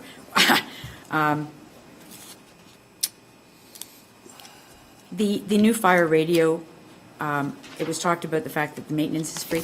Can someone, I guess through you, Mr. Chair, to the fire chief, when was the last one bought? I thought we just bought one. Through you, Chairman Bell, to Councilor Chicha. The new radio system is based on, we talked about this back in 2017. It was a budget item. Not quite as at that amount at that time. The thing is that the analog frequency and a lot analog software that St. Catharines is running right now is coming to end of life in the next 2 or 3 years. They have, the NRP put in a new system. It's Yes. called the P25 system. I'm not sure if you're aware of it. But anyway, St. Catharines has had discussions with the NRP and piggybacking on their system. So this isn't a regional initiative. This isn't just me coming. This is all the fire departments in the region. So we sat down and discussed everybody's situation. It was in the fire master plan to look at the radio communications and how you receive and transmit to St. Catharines. We have a lot of poor reception areas in our municipality right now. And it's not just the fire service, it's police too. That's why they increased their system. So when we sat down with St. Catharines and the rest of the region, we came up with, St. Catharines came up with a plan. They dealt with the prices through Motorola out of the US and with what the NRP prices were getting. So right now, my figure is $278,600. St. Catharines, the city of St. Catharines is willing to do a 10-year payback with no interest, no nothing. So in essence, it's only going to cost you $27,860 a year. It's not going to cost you $300,000 right up front. It's over a 10-year plan. Great, so through you, Mr. Chair, you just struck a chord. We were going to have an implementation plan on that fire master plan that would point out when we would be getting some of these things that were identified in it. Is that coming forward soon? Yes, a number of them have been done. I understand completely, but the implementation plan was asked for, and I can't remember when it was going to No, come I forward. probably haven't got that to you yet. It's coming. A number of them have been done. A lot of them had to do with Station 2's rentals. The one in there, in regards to the radio frequencies, this is what we're doing now. I remember some of that discussion, but then I was trying to think why I didn't, so if, that's Yeah. why. Okay, fine. I would ask that the pie chart that identifies all these different services, either, could we have a colored one, or could we somehow identify what each of those parts of the square is? So when we go home, we figure it out, but, you know, I look at it now, and I looked at your chart, and I said, oh, okay, transportation, but I don't understand when I go home if I want to look at that. Who's the smallest piece of the pie? Or the biggest, or the second biggest at 19%. Okay, I didn't say anything about that. I believe,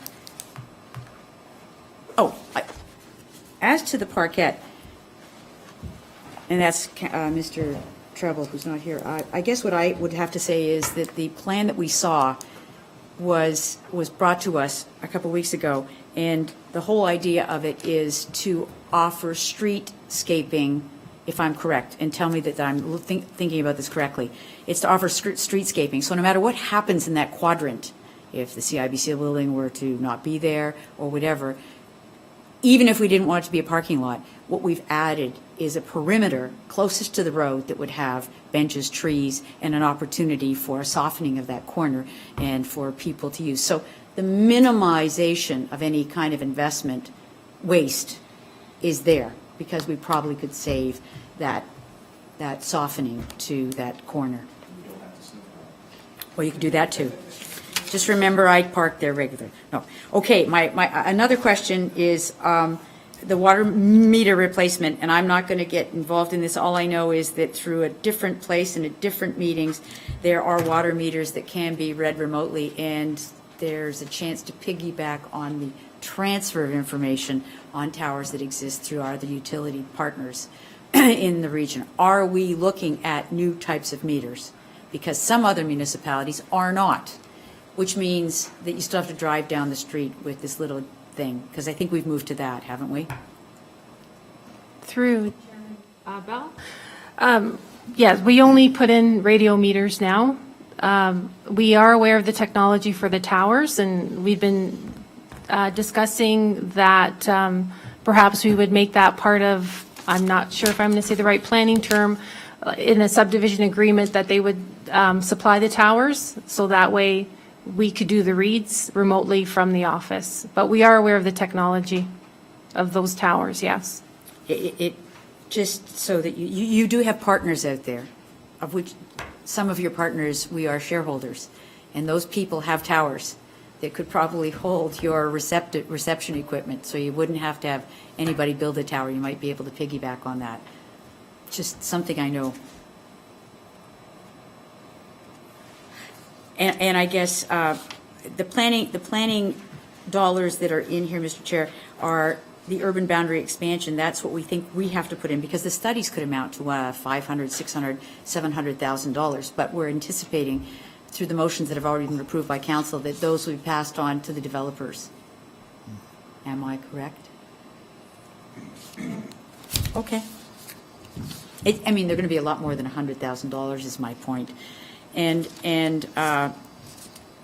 you know, I think that because we're going to have an opportunity to look at these at a future time, I wanted to just ask those questions, so I'm going to leave it now, and I will do my homework when I get the book. Thank you.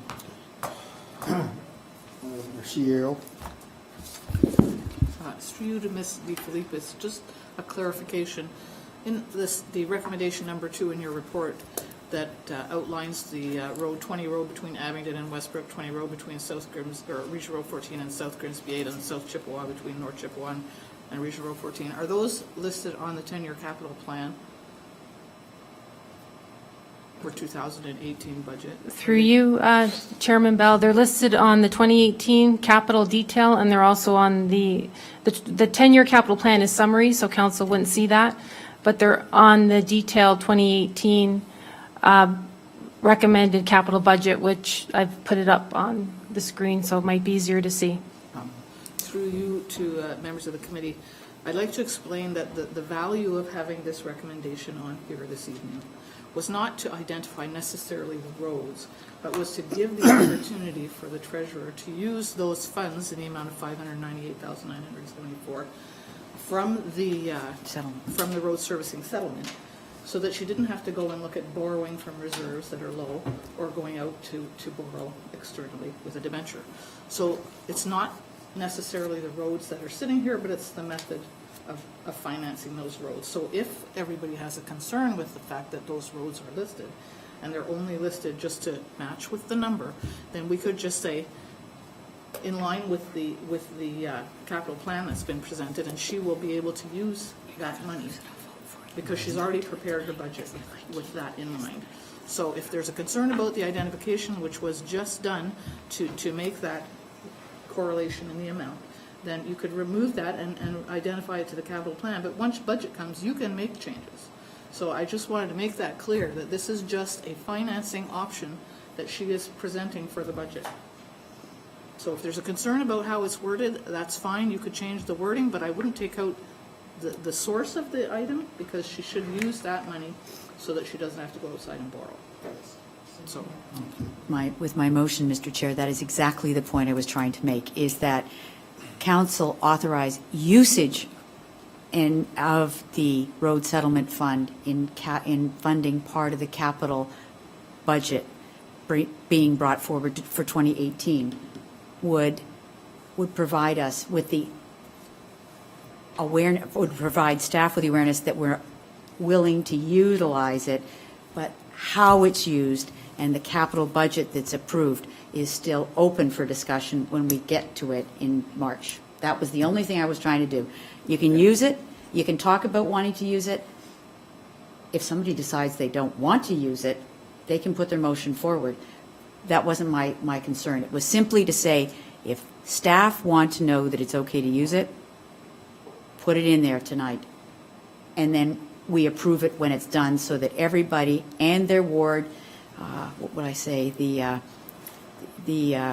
parochialism of councillors will not be questioned, and they'll have time to go back and check that there's nothing more important than this.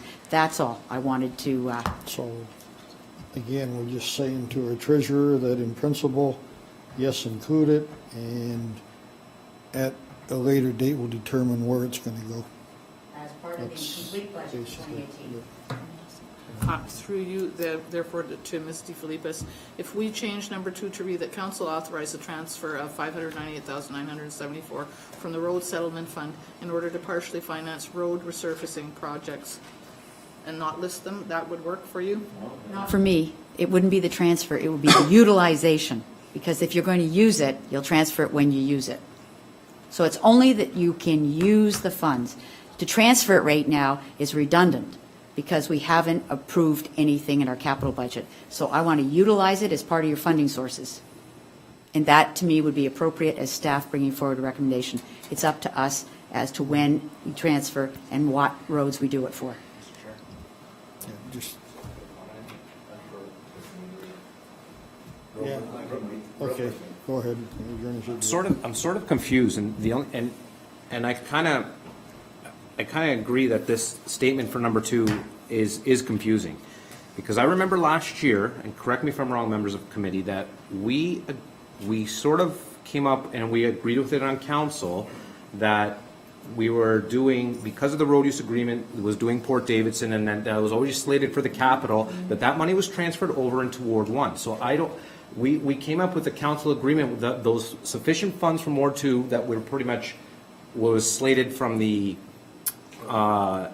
capital, that we were sort of, it was a double dip, not a double dip, what was the word I'm looking for? Like, it was 2 roads were supposed to be done at the same time. Funded from 2 sources. That all that money was supposed to be towards Ward 1, and we all agreed upon that on council. Am I correct? We have a recommend, and I can get the CAO to come to bring that up. And that the funds allocated from those two roads be allocated into Ward 1, which we all agreed upon on council. So where I'm getting confused is, and I thought these roads were a part of that we agreed upon on council prior in 2017. Yes. So where I'm confused is where this is all coming from, and I thought there was a different amount of funding because there was Port Davidson, and what was the other one that was under the slated for the capital? And through Mr. Chair to the Director, there was 3 roads that were slated under the road use agreement fund to be done in Ward 2 that were also slated in the capital for that year. Through you, Mr. Chair, to Councillor Trombetta, I think it was actually 4 roads. It was plus Elko? Elko Road. Port Davidson Road. Port Davidson, Keister-Gainsborough Town Line, and portion of South Correct. Chippewa. And what we came up with, through you, Mr. Chair, to the director, what we came up with was that the road use agreement was slated for that, and that capital for those roads that were slated for that year come to Ward 1. And if we have to pull out that, maybe I'll get the CAO to pull that recommendation that we had, that we agreed upon on council. That's, you're right. Can we pull it? Staff direction. We need staff direction to pull it. I would like staff direction to pull that recommendation that we agreed upon on council. I need a seconder to have that. Councillor Rayner?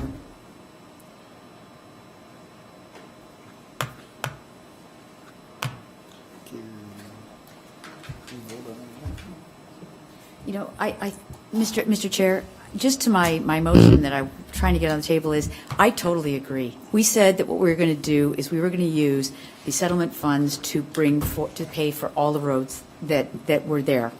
And that the roads we're talking about, the 4 that our director has indicated, they were in our capital plan. So we would forego the money. We didn't need it for Ward 2 because we were paying it with the settlement funds. And that would bring roads in Ward 1 into play. So it should be money from the capital budget. I totally agree. Correct, and that's The what- problem we have right now is that it was supposed to be capital funding. The treasurer has brought forward tonight the fact that there isn't money in the capital budget sufficient to meet the $1 million of spending we want to make. So she's saying, we're going to use we've got $1 million worth of capital to spend. It puts some of our capital needs at risk. So I want to not only use the money I was going to take out of operations and reserves, but I need to use the road settlement money to get these done, which is why I said, don't put in the roads, just put in that we want to use the money, and then we can have the debate later. That's actually what I was trying to do. But we did have a council that we agreed upon for council, a recommendation where that money was slated from capital. So I would like that from Mrs. Seal Pope. Okay. Through you, members of the committee, there's no need for a motion to ask me to bring forward to provide you with information. We are in the middle of the motion that relates to this report, so if we can stick to that. You don't need to tell me, I'll get you the information with respect to that motion. And I'll that was bring it up passed. at the future budget meeting, Yeah. Madam CAO. Absolutely.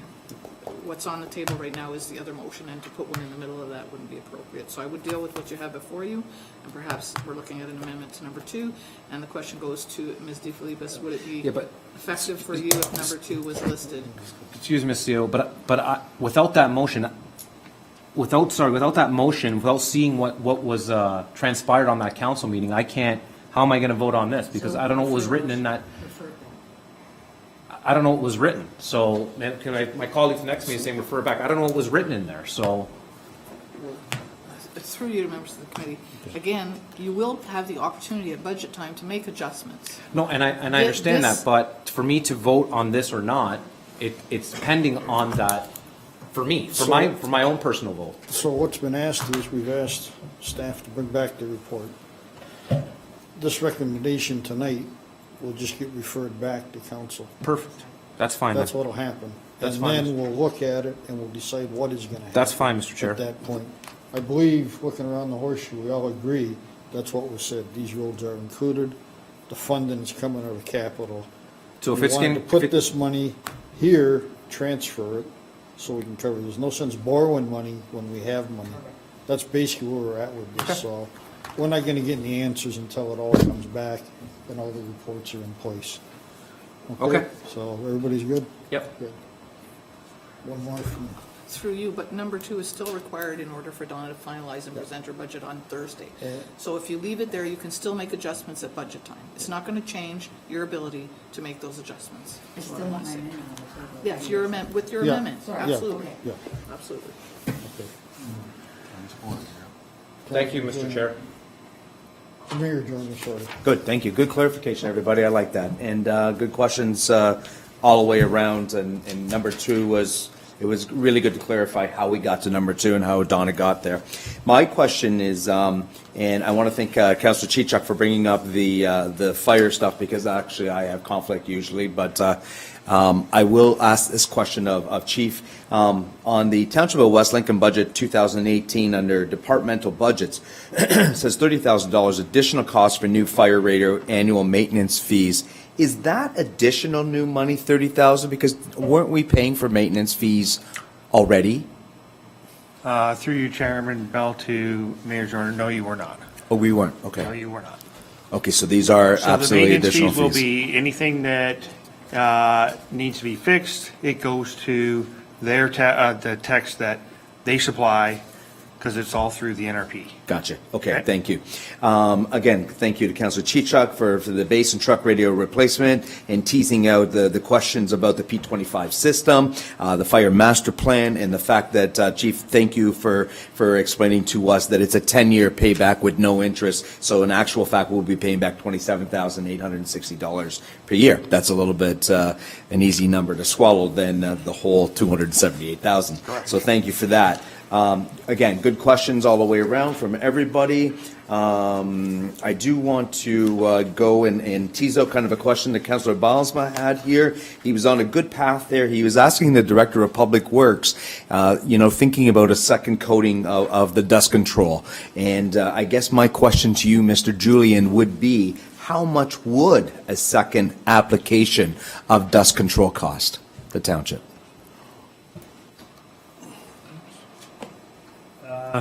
Through you, Mr. Chair, to the mayor. I was trying to pull up some of the numbers. I didn't have that.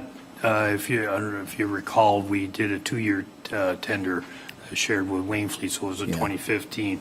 We have budgeted as part of our operations $96,900, right? But I do recall that tender was in that 90,000 range of 2015. For 2 years, 90,000 for 2 years. We just got a better deal locking in for 2 years, but yeah, for each year.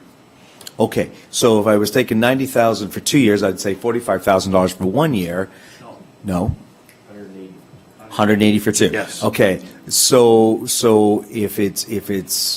then if you're doing double, then you're looking at 180,000 per year then for dust control. Through you, Mr. Chair, to the mayor. As I said, those were 2015 numbers. Right. We estimated this year in our budget 96,900, so it's almost 200,000. 200,000 for dust control. Okay, all right, thank you. I was curious. I know we do it once a year. We do the whole entire township, and that's kind of the standards across Ontario for dust control. Am I correct in saying that?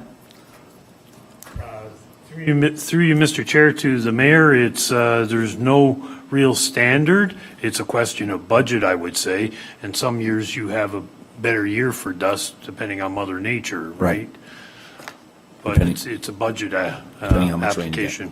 Okay, thank you. Through you, Mr. Chair.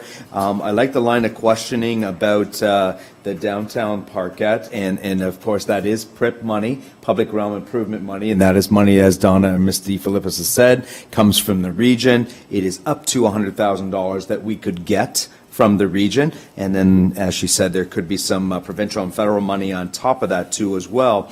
I'm very keen to see in the planning services major projects that the Wellandport Streetscape Master Plan of $40,000 has been put into the budget. We've been waiting so long to do a Wellandport Master Plan. So finally, once we have that master plan in place, then in subsequent years, as long as the region is giving out PRIP money, we can actually go out and try and get that money much the same as we have for downtown Smithville. Part of the terms of reference for PRIP money is that it must be on a regional road. And in Wellandport, obviously, we have 2. So that is totally, we're totally able to go and try and get some of that PRIP money. Other than that, I am in favor of the 25,000 for the new vehicle. Again, it doesn't mean that we're going to spend 25,000. If everybody have seen, we have a little Nissan Micra outside there, and it's very fuel efficient, and it is really all that we need for bylaw enforcement and for our building inspectors to go on site. It is true, we are going to get very, very busy in the building department category, so we will need a second vehicle. Other than that, I really don't have a lot of questions about the budget. I understand it all. I did have another question here. The only other question I have is under recreation and culture, major projects again, the new playground equipment, Streamside Park. We weren't for the longest time, we didn't know if we were going to put playground equipment in Streamside Park. We were thinking that with the school so close, the new Catholic elementary school, that they would be putting in the playground. We now understand that the Catholic School Board will not be putting any playgrounds anywhere in Niagara. So that area is totally without a playground. So to me, that makes sense. Not sure what kind of playground we're going to have for 32,000, but at least there'll be something there. And I guess the only other one that I want to talk about is when you talk about major projects, transportation services, $2,305,000, we refer to Bridge 23, and this is the Boyle Road, and as Ms. DeFilippis says, this is a bridge replacement for $360,000 that we share with Wainfleet. Through you, Mr. Chair, to Ms. DeFilippis, is it on Wainfleet's radar in order to do the bridge in 2018?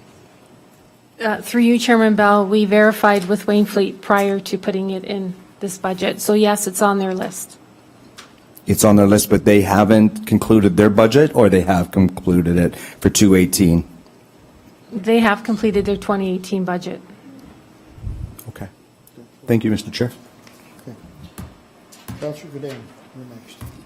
Okay, thank you. A lot of questions that I had have already been answered as well. But before I start, to you, through you, Chairman Bell, to Ms. DeFilippis, I wonder whether the sign outside of the municipal offices could be used to advertise the public meeting. I'm not sure how many people will know that there's a public budget meeting on the 22nd. I know that it's easy to lose that date. I know it was once published, but I think probably if we just, and I don't know whether there's something of more importance that's already on that sign for the next couple of days, but I think, yeah, but I know. But some of those newspapers won't come out until Friday morning, and it will have already happened, and I just thought if people are driving by and they see, that it's a good opportunity to perhaps let people know. It's a lot of work for you to go to have nobody show up, so. Okay, so the other thing that I wanted to ask about has to do with looking for grants. I know that people were concerned about looking at grants for the multi-use recreational center, and I haven't been really following that, but are there any grants that you see in the foreseeable future that are suitable for us to start looking at now that we will have a year of debt under our belt going forward? Through you, Chairman Bell, it's hard for us to project in terms of capital grants what the province and federal government will be looking as their criteria, because it always changes. So I can't predict whether or not the fact that we have debt will help us get grants. Okay. We are aware, we believe, that in terms of operating, there's funding that comes out to for seniors programming, like there's funds for programming that they typically go through the recreation department. In terms of capital, we have our guaranteed gas tax and we have our guaranteed OSA funding, which we have traditionally been applying to other infrastructure, as opposed, we haven't been applying it to facilities. But that's all I'm aware of, unless another director is aware of something. I know I've heard of grants for programming.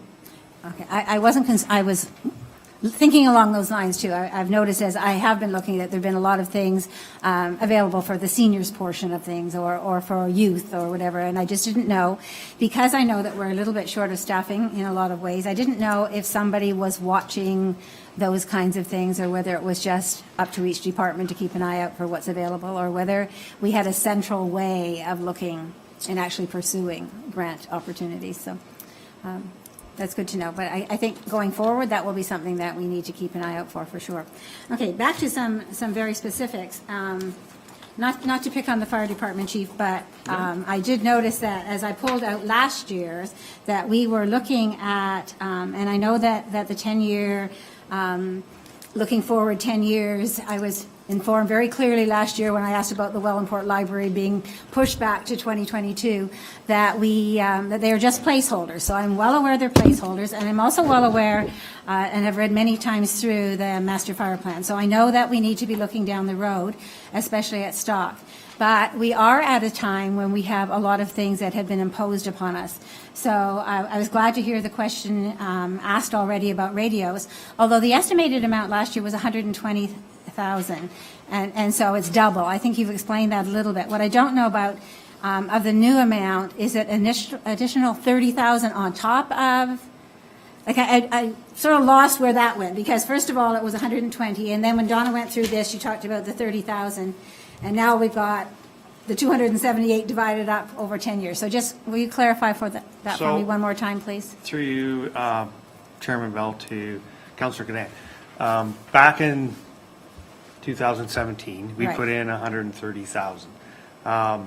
What we had found out was, following NFPA standards, that we have to have enough portable radios to match the seats in the truck. Not saying that everybody will need a portable radio. Right. So that increased our number. So what you're seeing is, base radio and truck radio. It's not just truck radio and the base radios in the halls. It's all your portable radios. So I think our number right now is at 35 portable radios, plus all the truck radios. So there would be 10 truck radios plus 2 base station radios that will have to be purchased new. Okay, so going through that, so that added up to 278,000. Yeah, it came to a lot. And then what happens is the $30,000 maintenance fee is an annual fee that went into operating, and that's basically the NRP are charging us $50 a month per subscriber, which is what per radio. So it works out to about $2,450 a month. So that's where that 30 grand in maintenance and software and all that And comes that's in. on the new radios that will be bought. So Correct. is there any value to the old radios or what's already in the system? Is there, No, there's no value to them. so that's That's their, totally scrapped? yeah, because we thought we might even be able to get in a trade-in value, but there's nothing There's because they're nothing end of there. life. Okay, fair enough. So hoses are the same and so on, but the truck was moved forward by a year. And I understand that it's reaching a 20-year age. However, the master plan also indicates that it's at the discretion of council when those things are implemented. So since this budget isn't even set yet, and it'll be mid-March, I'm wondering if that is an item that could, instead of being moved forward a year, could be pushed back to where it was originally plotted in 2019. Through you, Chairman Bell, to Councillor Garan. It was stated in the master plan that it should have been scheduled for 2017. I saw 27, it says order in 17 for 2018, but Yes. the master plan didn't even come So, through in time, so. There is an option. If you push it back to 2019, in the 10-year capital, I have a new tanker in 2019. Well, So all of you're- those have been moved forward. That's what I looked at. So- I saw your original. In essence, that if you start moving things back, then you're going to start doubling up on things. And so, okay, so in 2019, yes, I have a new tanker coming in, which to replace. My intention is to take the tanker here and take it out to Caister and replace the 94 you got out there now that we had issues with a number of years ago. Again, you have to look at the 20-year mark. If you want a certified truck that's recognized by the province, it can't be more than 20 years old. If you want to do the fire, water, shuttle accreditation, you cannot have a truck in the fleet over 20 years old. You can't use it in your accreditation. But it is just 20 years in 2018, so Correct. it's still there. So That's a question mark. That's something that we the could option that you possibly can look do, at. if you look at it right now, the way your budget schedule is going to be, you're not going to have the budget passed till the end of March. So for me to write the tender or the RFP to go out and come back and get council approval, you're not going to take delivery till probably August or September of next year. Well, I know, Even if you order it this year. So you have, you have a couple options. You can put money aside this year and buy it in 19, or you can pay it all up front in 19. But it would be nice to have council's direction to move forward with it in 2018, to buy it in 2019, because if you wait till the 29 budget, I'm going to get it in 2020. I can appreciate that. I'm just looking at the differences in what looked like a suitable thing last year. So when we did the budget for 2017, you had, in 2019, a new pumper truck, which is the one we're now discussing. Then in 2020, a new tanker for station number 1. And not till 2024, a new tanker for station number 2. So it's just all of a sudden, those things that were spread over 6 or 7 years are now condensed into a very close time frame. And I'm sort of looking at this year's budget and knowing that it's particularly tricky because of the things that have been imposed on us, especially by the province and some of the other outlying things and some of the unknowns that we've had. And I just wonder about the timing and whether, even if it was pushed back and the tender went out at the end of 2018 and it for delivery in 2019. Not to say that some money shouldn't be put aside this year, but last year you seemed to think that it would be about 400,000 and now it's 550. And 550 is a huge chunk of money. And so, and I know the costs have gone up and I can appreciate all of that. But I just go back to the master fire plan, the fire plan master plan anyway, that was presented to us. And again, although all of those things were recommendations, it was very clear throughout the report that it was, all of those things were suggested, but at the discretion of the council of the day. And I think we have to look at overall things. The other question I had about fire department was, I noticed that on the report that we got presented that was on our sheet, there also is a chief's vehicle put in for this year, and that was not on what Donna presented tonight. I don't know how old your vehicle is that you have now. Do you know? It's 8 years. 8, okay. And the recommendation a couple of years ago, I think, was 10 years, so okay. Thank you. That's all for now. That's it. Sorry, Okay. point of order, Mr. Chair, so I'm confused. Is the fire chief truck in or out of this year's budget? It's in. Oh, it's in here, and it's not in here. Yeah, it's in. Councilor Trevetta. I had a few things. So you're saying we can bring recommendations forward tonight, correct, Mr. Chair? Yeah, we're suggesting. Suggestions? Okay. So I'm just, maybe it's for a suggestion for council, and I'm looking for, I know we're having, we've had an ongoing, we've had an ongoing issue about, was it Bridge 34 in, that's been ongoing, that's, I know that's on monthly inspections. Doing some investigations and talking to some staff and talking to some structural engineers. I was hoping that maybe that staff would undertake a study by an outside engineering firm for a rehab replacement analysis to determine costs associated with different options, and a hydraulic analysis be determined for the impacts upstream and then downstream. This is a gravel road. There's options that we can put a culvert across this road or double culvert across the road. There's one that just happened on, correct me, Mr. Councilor Rayner, in Grimsby, Englehart Road.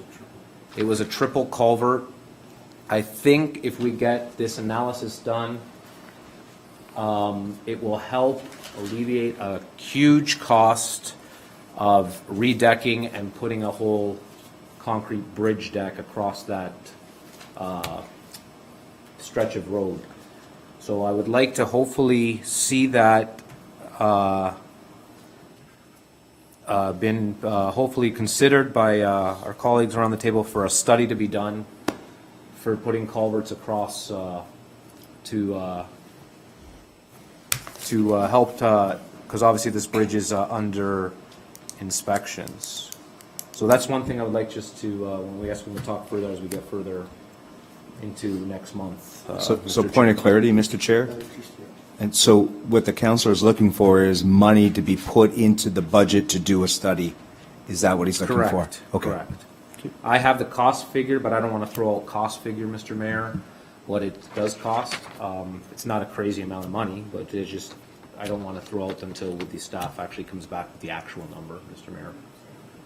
So, and, you know, hopefully if there's an offset to determine it when we, you know, maybe there's, like I said, we have these projects coming up. If there's a balance, we can take it from there or something, right? It's a real minimal cost, almost the cost of a car to get done, so. Thank you. Okay. Councillor Rayner. Thank you.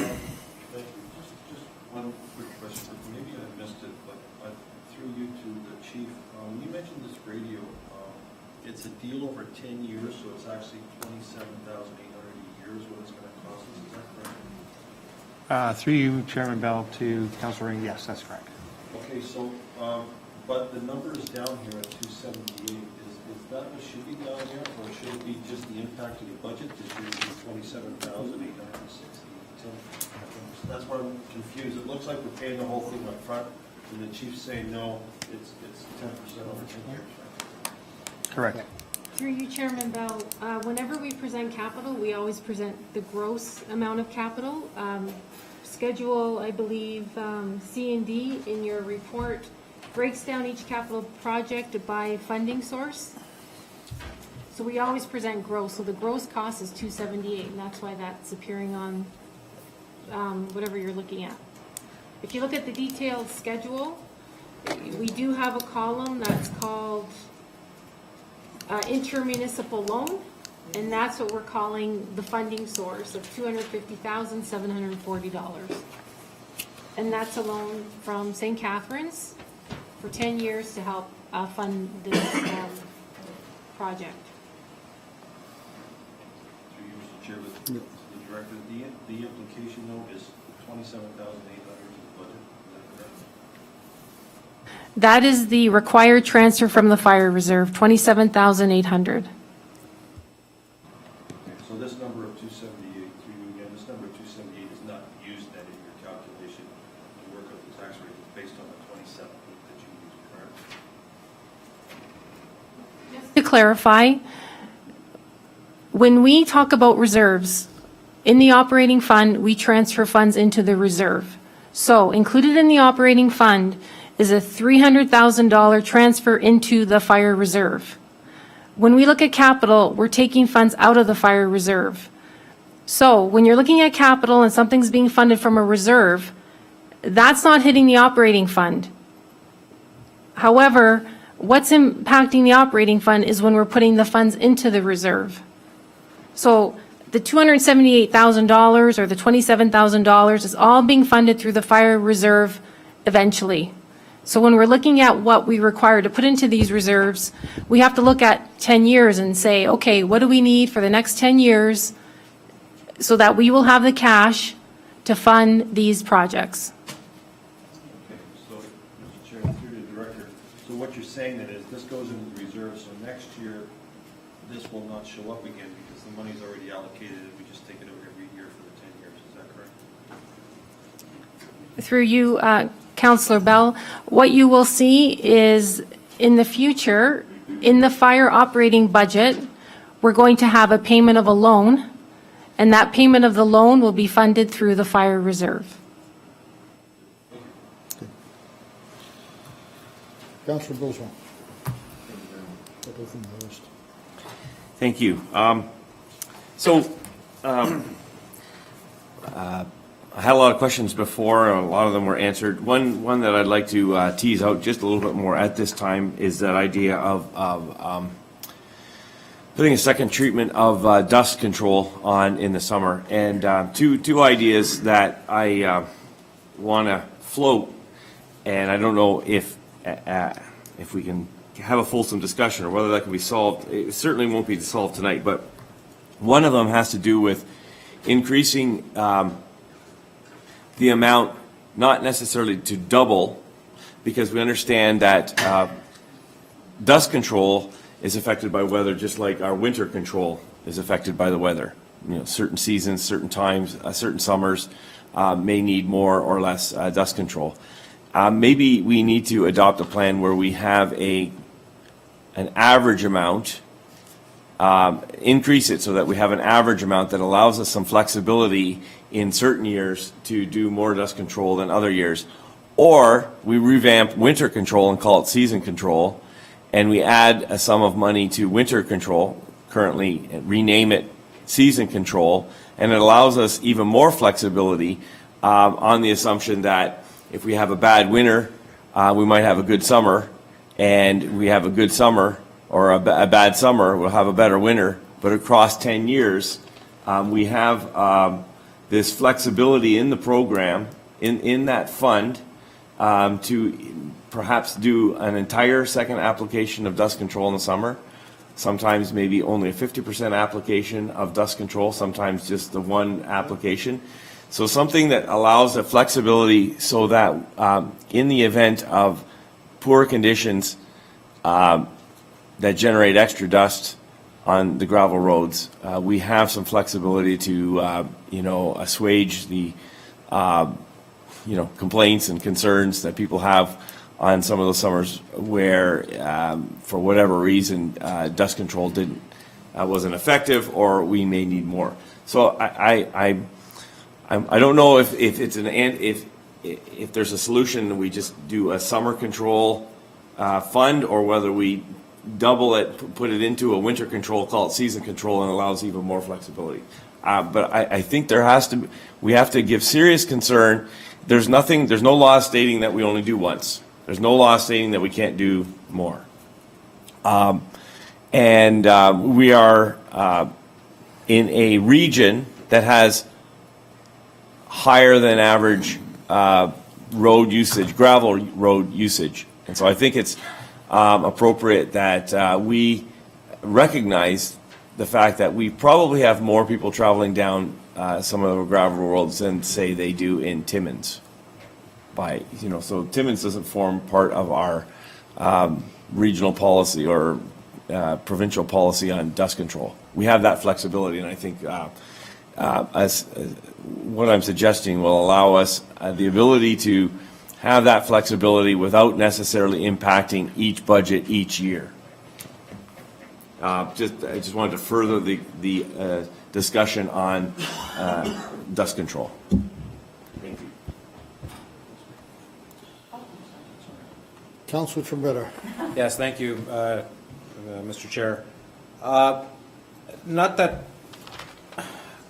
I understand Councillor Bosma's theory for dust control, but if we have a wet year, what's the relevance in the dust control, double dosage of dust control? I think that if we have a wet year, we're going to be into a problem where we have more potholes than dust.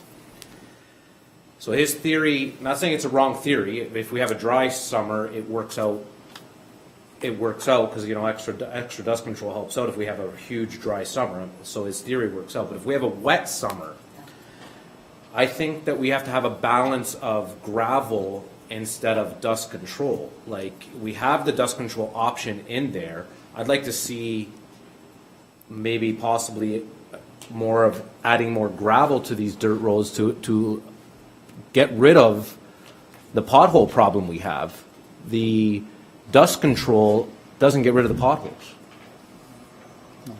And if it's a wet summer, which we might have, we're going to have more potholes, but we have this in the budget for a double dose of dust control. Like I said, it's not a bad idea, because if we get a dry summer, he hit the nail on the head. But if we get a real wet summer, what do we do to compensate that when we have that money in for dust control? So I think we need to see something for these potholes and more control on gravel than dust, because the gravel is what's keeping our roads going, which we still have a lot of gravel roads out here. Just my comment, Mr. Chair. Thank you. Pick all that up, Mr. Julian? Good. Councilor Rayner. Thank you. Further to that discussion, I know we haven't done it this term, nor was it done last term, but if we start to look at the possibility of tarring, chipping some of those mud roads, you would eliminate daily, which is what I used to use when I was in charge of doing roads. They were the dust. You bring them in when you needed them, and every year was different. But it would eliminate that. It would eliminate the gravel, and it would eliminate a lot of the situations that the Director of Public Works had mentioned, which is the cost and the labor for our guys and the availability of the men to be doing certain jobs in the summertime. Well, they wouldn't be jockeying gravel trucks all over the township and employing a $300,000 grader to do all that work. And when you do a lot of tar and chipping, which was done 10, 12, 14 years ago when I was an alderman, all those roads now don't need the application of the calcium chloride. They don't need a grader to come down because there's no gravel, and we're not tying up the guys and wearing our trucks out hauling gravel. And what we end up with, regardless of what you say, you still end up with a mud road. It's not a gravel road. I've lived on it for so many years, I can tell you, especially the weather that we've got the last couple of days. You won't even know the color of your car. It's that bad. So it turns into a mud road no matter how good you do it. And you can't win until you eliminate it. So if we could really start this process, and I know it goes against the roads needs study, but that doesn't mean it's perfect. It does help to alleviate a lot of associated costs with having a mud road. Thank you. Councilor Chichak. Yeah, he's had quite a few times. What I was going to suggest, Mr. Chair, is that we don't need a motion. Tonight, we were told we could ask staff for things, and so why don't we ask the director? I would like to ask the director of of engineering to come back with options on increasing the road maintenance program for gravel roads within the township, being additional dust control and/or grading. And that doesn't mean we're going to decide it tonight, but he can come back with options. We may choose not to do anything, or we may choose to take him up on one of the options he brings forward. That's probably the appropriate way. So just so I understand, Councilor Chichak, you're asking the director to bring this back for the next go-around of the budget? Oh, or absolutely. As part of for the budget, another- I want to see it, not any later. Just It's wanna not like the fire clarify it. master plan. Is that okay with the director, please? Yes, thank you very much. That's fine by me. That's exactly. Are you kidding? You're That's kidding. fine by me. It's just going to keep, you add how many gravel roads, like kilometer-wise with that too, please? Madam CEO. Through you to members of the committee, I want to remind you that these requests are service level increases that require staffing time that we are short on. So I'm just putting that out there. And as you are all aware, the cost to tar and chip all of the roads that are not currently tarred and chipped is beyond our ability financially. So Can we go powered by the tickets? Is there any more questions? Okay. The council's over there here what the CAO said. It's the responsibility. Listen. Did you gentlemen, the question was asked, did you gentlemen? We're all big want to boys. hear Thank you, Mr. what Chair. we said?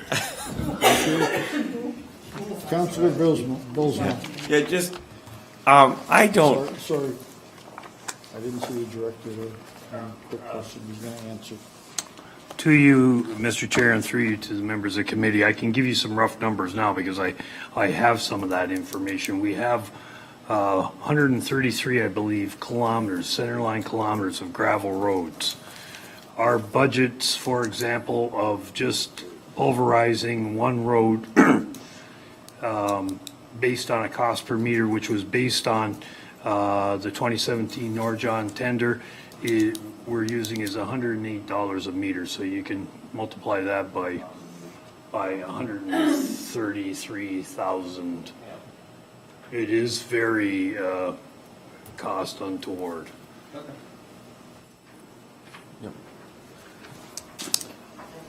Okay, just hang on.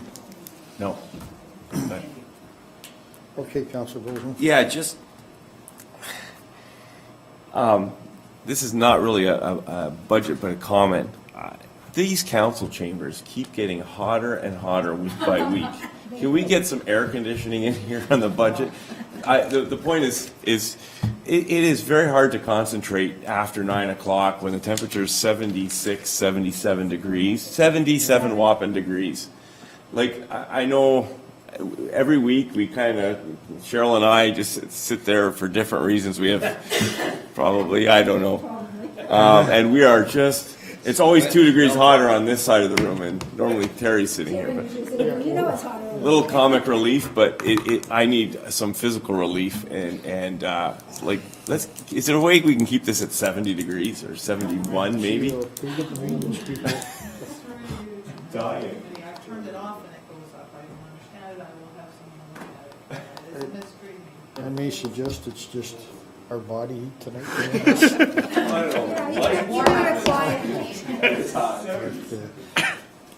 Councilor Rayner. Through the Director of Public Works, what was that, is that 133,000 Through you, Mr. Chair, to Councilor Rayner. Excuse me.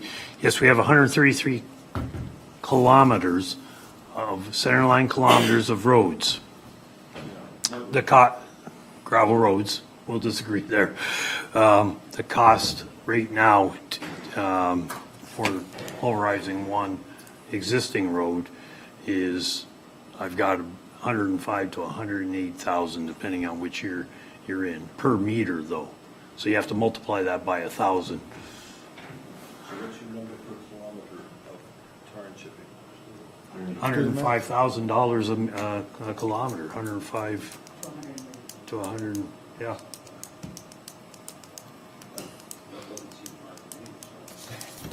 And the long-term effects is fantastic, not only that, but you people are extremely happy, and you save all the costs of maintaining the road. Thank you. Is there any other questions? Okay. Sorry, Mr. Chair, sorry, one more thing. That's just to tar and chip, that's not to rehabilitate the road at all, correct? Through you, Mr. Chair, to Councilor Trombetta. The cost right now, no, there would be more cost to build you. one up. Thank you. Absolutely. That's just to tar and chip? That is That's just to take an existing one and pulverize it. We Correct. are adding some stone under those, but to But to build- definitely, to, to build it up and to get build the it around drainage in that, it would be ditch and culvert, it'll be a thank lot you. more, yes. Thank you, which could be a different price. So maybe we can, through you, Mr. Chair, maybe bring a quick estimate price of what it would cost for a gravel road, total cost, rehabilitate it. to be rehabilitated and to be tarred and chipped. Any other questions? Okay, Councilor Rayner. Through to the Director, we used to have stockpiles of gravel from the hydro project. Do we have any left? Is there a big stack still of the old Caster Center dump on concession 3? I haven't been by it, but I don't think there is, but So, through you, Mr. Chair, to Councilor Rayner, no, it's all used up. There was, the last pile was the urban one at the corner of Spring Creek and Industrial Park. The bulk of that actually went into it was used well, into the road sanitary project, the extension on Industrial Park from London all the way up to Riverview. but it was also used to up the grade level of the mud roads before they got tarred and chipped. It really helped to reduce the cost. Through you, Mr. Chair, to Councilor Rayner, yes, it was also used on Skyway. I would caution, I did work with some of that. It was not clean stone. There was filter cloth. There was a lot of impurities, deleterious material. Okay, one further question. When the turbine people pulled out, wasn't there a lot of gravel available then too, or was that also unclean nature? Through you, Mr. Chair, to Councilor Rayner, it was not, to my knowledge, it was not completely clean. It's once it's used, it's used. However, there was, you had to purchase it from. Thank you. Deacon? Any other questions, comments? You guys just kind of, you guys pay attention? Everybody else was courteous, so be courteous. Okay, if everybody's done, I got a couple of questions and comments that I would like to make, and probably not going to be popular, but I guess we'll start with the library. I read with quite interest the library's reports, and I'd like to see them reduce their transfer, their budget by $10,000. And the other comment there is that I think the library, in light of all the expansion and the work that's been going on with both libraries and trying to keep up with CASTR, I know there's been a lot going on, a lot on your plate, and you've done quite well. You've done extremely well with what's been going on. But again, my request is to reduce it by $10,000 to transfer. And be mindful of using your reserves. You don't want to get them depleted to a point where next year you're going to need something or the year after. I know there's lots going on. You have furniture you want to buy for disability. You've got patio furniture. You know, you can decide where the $10,000 comes from, but you know, maybe some of that could be postponed until next year. Get some used patio furniture. You know, donations, I know they're asking for it. I've seen the ads out there for it and stuff. But again, just something to think about. And that's really all I'd like to see from the library. I think they've done a great job. The other one is the fire department. There's some pretty big asks in there. It's really went through it. Councilor Cadan, she touched on a few things. I'm just going to go one step further, and I'll make it very clear that we are not going to run a negative reserve budget. It's just not going to happen. I'm sorry, but we can't run a negative reserve budget for any department. And with that being said, I'd also like to see all the vehicles / trucks pushed back 1 year. And I think that will better set us up financially for the future. You know, we do recognize the needs of the fire department. There is a $50,000 transfer to the fire department reserved, and this will be used for asset renewal. This will increase your operating to $300,000 from $250,000. Things that are going ahead, of course, is the radio equipment. Definitely understand the need for them, and that is definitely going ahead. Bunker gear, new hoses, all this stuff's going to happen. But those bigger asks, not so much. And my one question to you, Chief Fisher, is that tank certification, you kind of touched on that. Is this in place now? Do we have tank certification now? Is it in place? Is it something that we do so we don't do it at the moment? When will you be putting this into place? When do you see this happen? Well, to do the certification, one, you can't put any trucks in the certification that are over 20 years old. Okay. So right now, you'll have 2 coming by the end of 2018. Yeah. So there's, Nothing, okay. That's good.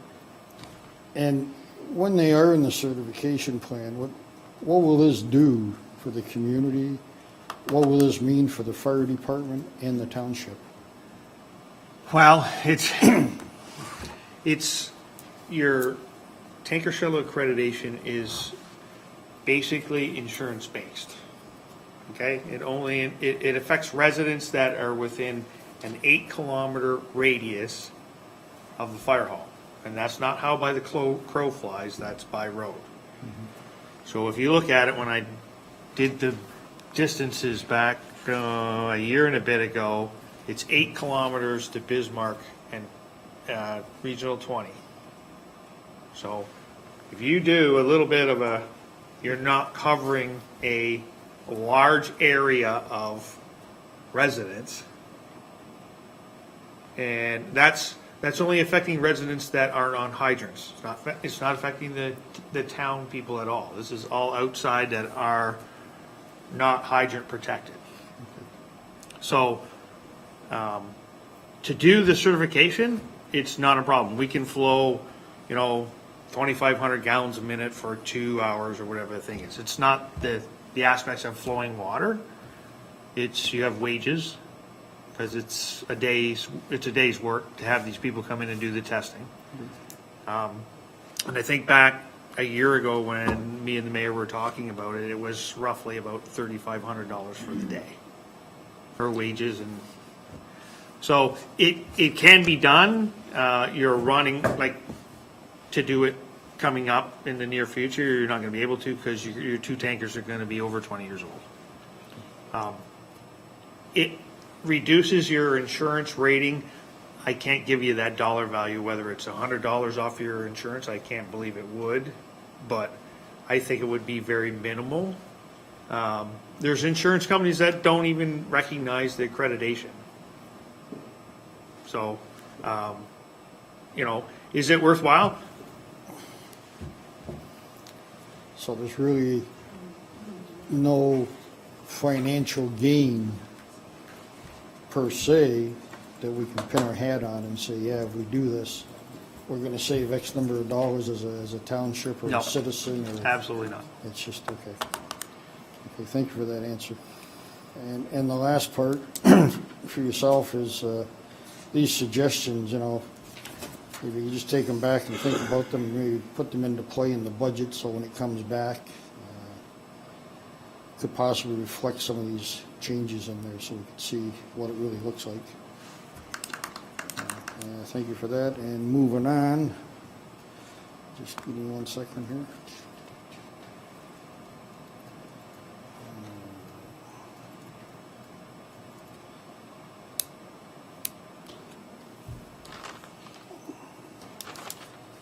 So we talk about the truck driver for Public Works.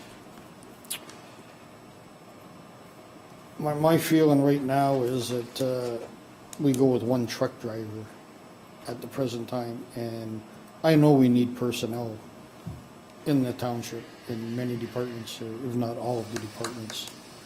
And probably Public Works is one that we need now. And 2 is not an unreasonable ask. It really isn't. I'm in favor of moving 1 for sure. And I don't know if you can look at other ways that we could bring in that second driver by moving other items around that could possibly be postponed till next year and then brought back into the budget, or items that will not increase the tax levy. More than willing to look at different ways of doing this to bring things in and get them done. Just something for thought, Other than that, I'm good. I guess asking about the second driver, should we wind up with 2 drivers, one of the things that I'd like to see happen, and it's been discussions that we've had over the past, and is winter snow removal, and I'm going to use the term an extra body or 2. I know they're not in reality, but, when we're into snow mode, having somebody come in on night shift to start getting some of these roads plowed, so that when our residents get up in the morning, our bus routes and different things are already well underway. Our main roads are well underway for them to move them off to work. you know. I know you have lots of work for the extra individual, no doubt about it. You could fill his day up, hands down. But anyway, just a thought, that's a couple of things that I'm looking to see happen, so. Any more questions, Councilor Ringer? I just have one comment. I just want to praise the Public Works Department. Snow plowing this winter has been phenomenal. I'm up through 4 times in the night due to my age, and I can tell you, I hear these guys everywhere. This is probably the best year of coverage, and they've been fantastic every year, but this year it's just been unbelievable.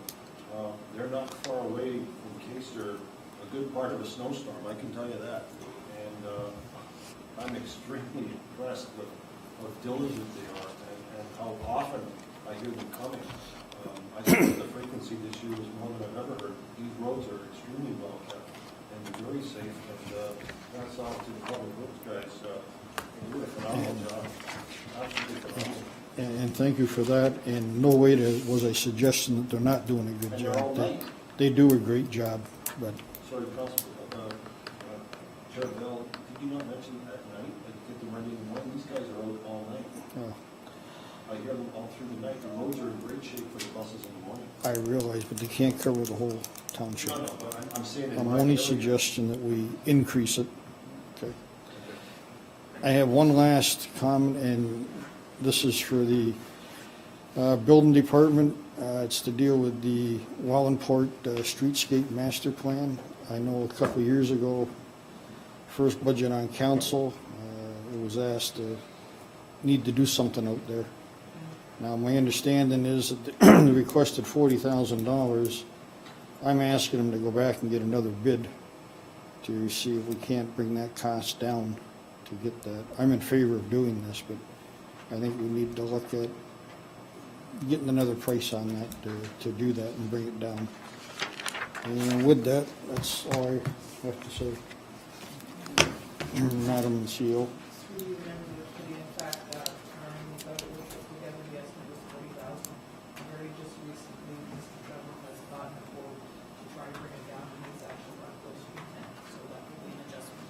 That's good. That's good news. Glad to hear that. So, okay, that's it. Nothing from anyone else to say? That's great. And now we will deal with Council Chichek's amendment. We have a mover and a seconder. Did we do that already? Yeah, I did. And seconder. Okay. We got the amendment? Yeah, sure. Sorry, I was watching. Carolyn wrote it down. Okay. Council Chichek, would you like to tell Joanne? She really didn't get it all when she was talking about it. Oh, my. There Just a was so second many. here. I need to get back to the motion. Hold on here.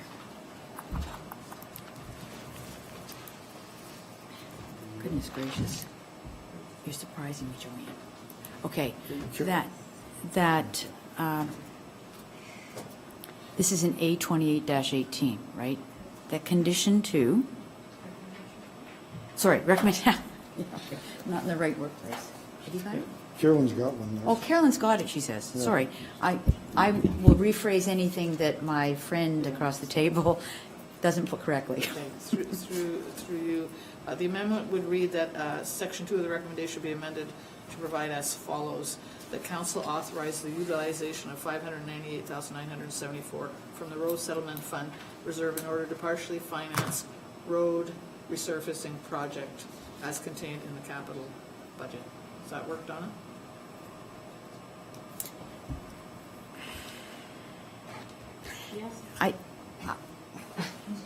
I would suggest that council authorize staff to utilize the road resettlement fund reserve to partially finance the road resurfacing capital projects for 2018, rather than an amount.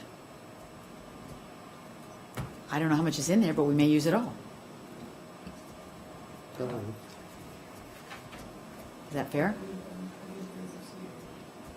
through you, it's probably easier if we specify an amount, but if you don't specify, we'll use that amount anyway. Through you, Chairman Bell, I'm fine if you don't specify an amount. I will just show council all the possible options. Okay, that's what we've been asking. Okay. So here in the recommendation, all those in favor? The amendment, sorry. Carries. Okay.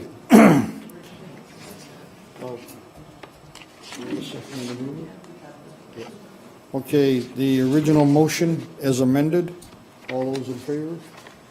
Carries.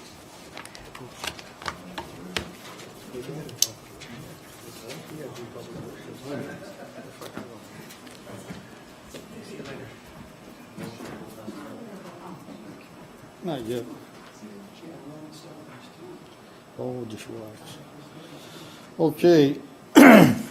Item 29-18, Deputy Clerk, Administrative Assistant, Recommendation Report, RFD-C-06-2018, Use of Corporate Resources for Election Responses. The recommendation that report RFD-C-06-2018 regarding use of corporate resources for the election purposes dated February 20th, 2018 be received, and that the use of corporate resources for election purposes, policy POL admin-01-2018 attached as Appendix A to this report being hereby approved and adopted as that POL admin-01-2011 use of township facilities political campaign purpose being hereby repealed. I need a mover and a seconder. Councilor Gadan, Councilor Chichak. Any questions, comments? Councilor Rayner.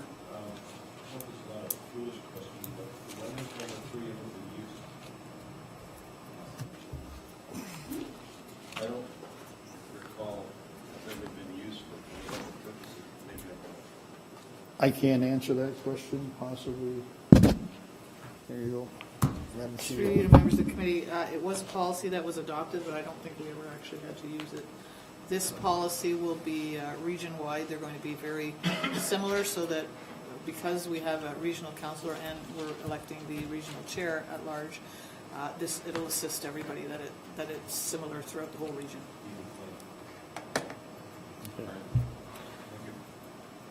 No more questions. All those in favor? Carried. C, item A30-18, acting CEO, Miss Carolyn Lang. We did that one? Oh, yeah, that's right, sorry. Okay, moving on. Okay, other business. I'll be stepping out of the chair, and Councilor Rayner will be coming in. I want to discuss protocol, and the second one will be my conflict of interest. Okay, Councilor Rayner. I need this. Bring you on.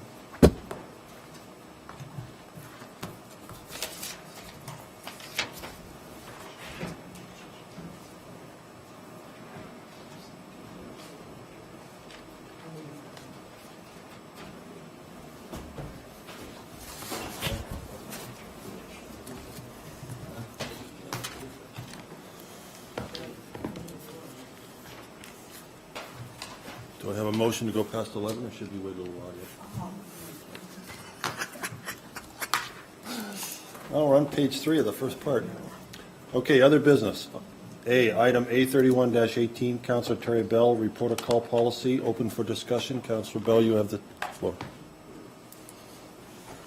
So,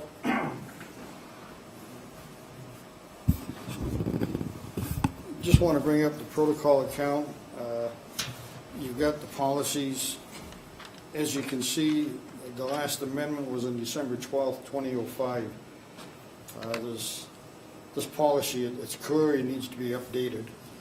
You can see by title, they use the word alderman. That's in there. The effective date of these updates would be effective the day that it passes. The purpose is to update and to come in line with today's standards, and once it's updated every year, to bring it back before council and review it for minor updates, so that we don't get into the position we're in now. Like you say, this was in '05 and now it's 18, so 13 years later, we want to update it. And it's pretty obvious the update is to ask to have more funding put into that account. Even with the amount that's being asked for, it's not going to bring it up to where it should be, but it's a very good start. And by reviewing it year after year, we'll stay on top of it moving forward. Under the present policy, it's very difficult to attend a lot of these things that we're expected to go to stay on top of what goes on in the municipal world and learn. A lot of it you do, and you do it at your own expense because there's not enough funds to cover it all the time. So my ask really is two. Is one, that item 2 and item 3, conventions and training, be put into one grouping so they fall under the same heading. And the second part of that ask is that we add $1,000 to this protocol policy, effective if it passes tonight. Sorry? Yes, sorry, yes, the $1,000 per counselor goes into it, which would bring it up to $7,000 in total for this year. So those are my asks, and just looking at it, you see, it does need to be rewritten and reworded to bring it into the 20th century. So that's it. Thank you. Any questions from members of the committee regarding this? Councilor Belcher? So right now, you're basically initiating a discussion that will come back at a future public or a future admin meeting or admin meeting? Budget meeting? Through you to Councilor Bell, you should answer that, please. Yeah, I'd like to have the discussion about it and get it into the budget so that we can move on with it. So it's a budget item because we're asking for funds to be allotted and put aside to cover these expenses, and like to be done this year. Further to that, then, well, I wanted to hear, kind of what your thoughts were. I have just two comments or thoughts off the top of my head. I don't think it ought to be, or it's necessary to review yearly. I understand that somewhere between yearly, which I think is quite frequent, and every 13 years, which is very infrequent, we can find a better solution. I think it's very appropriate for council to have these discussions prior or in the election year or prior to an election year. I think it's always been a struggle of mine. I think there's a bit of a conflict of interest when we vote. Is often a complaint of any electorate when their elected officials vote themselves a raise in any form or any kind of remuneration that they get to vote on. And so I think it's very appropriate to look at a policy like this prior to an upcoming term. So I think it's appropriate to do that this year. But I think it should, I'm going to argue vehemently that it doesn't come into effect until a new term of council. I think that absolves us of any conflict of interest. So I think it's appropriate to look at it once per term and prior to an upcoming election. That way, we can answer very immediately, or if we all plan to run or not, we answer to the public, who is our boss. We're not the boss, they're the boss. And so, for example, we vote ourselves a tenfold pay increase, we have to answer immediately to the electorate to see, hey, you know what, appropriate, yes, no. And I would imagine something like that. You know, we looked at a budget this evening where there are lots of increases. And from time to time, it's appropriate to look at increases in the people who are actually voting on the budget.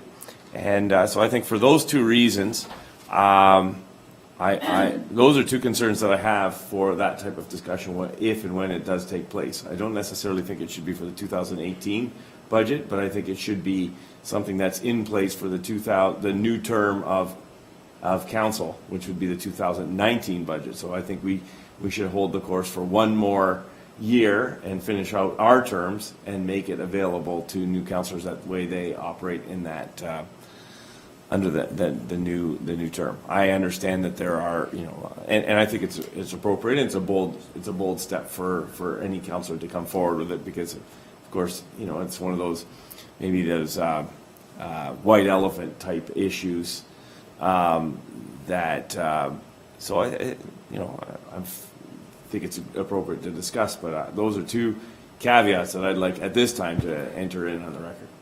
That's all. Thanks. Any further? Councillor Trombetta? Thank you, Mr. Chair. It's like anything. It's there, and you don't have to use it if you don't. And us as councillors are accountable for all of our actions. Our expenses are posted and on a yearly basis. If it's there and I don't use it, I'm not wasting any of the taxpayers' money. So to me, it doesn't matter if it's there or not.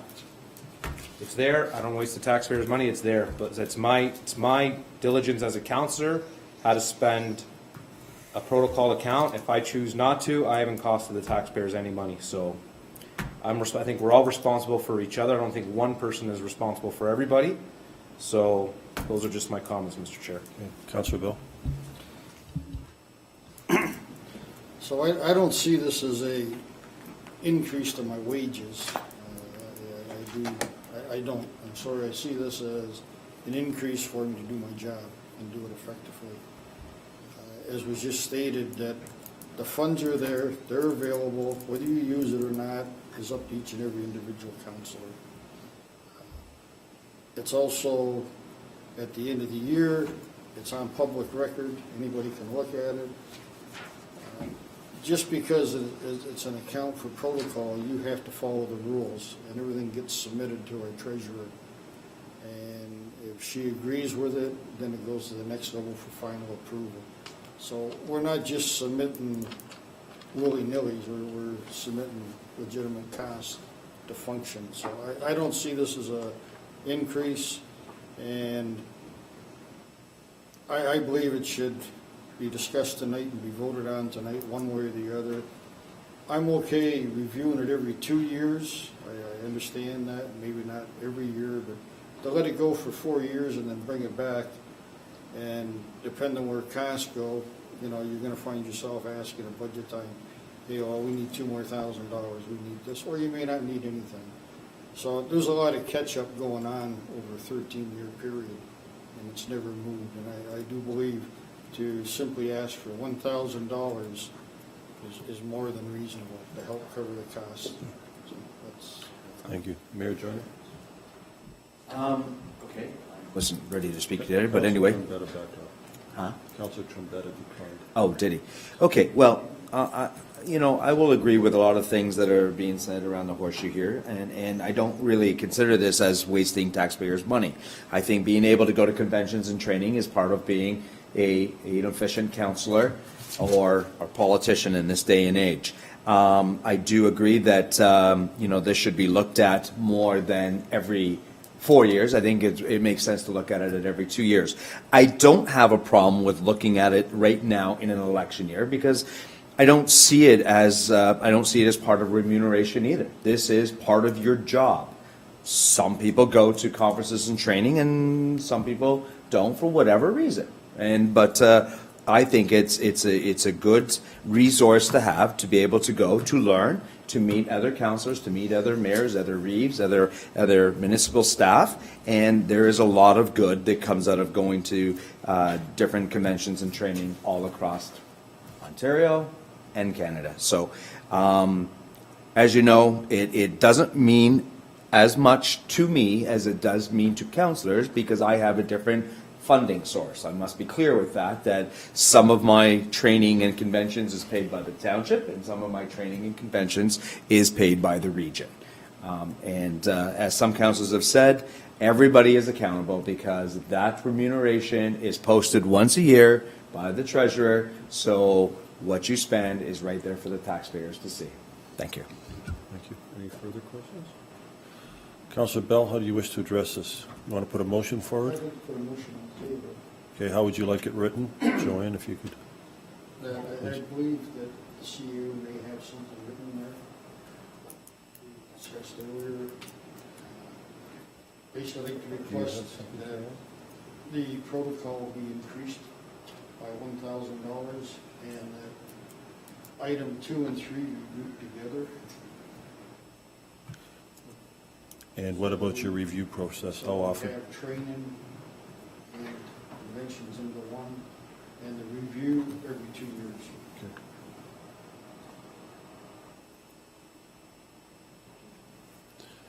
All right. Carolyn, can you read that back? Okay, here we go. For each, For each, and for each council. What about the mayor? yes. Yeah, it should be.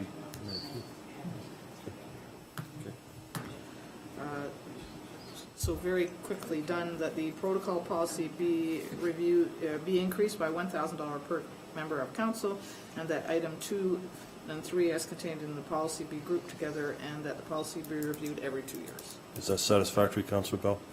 Are you putting that motion forward? I need a seconder for that, please.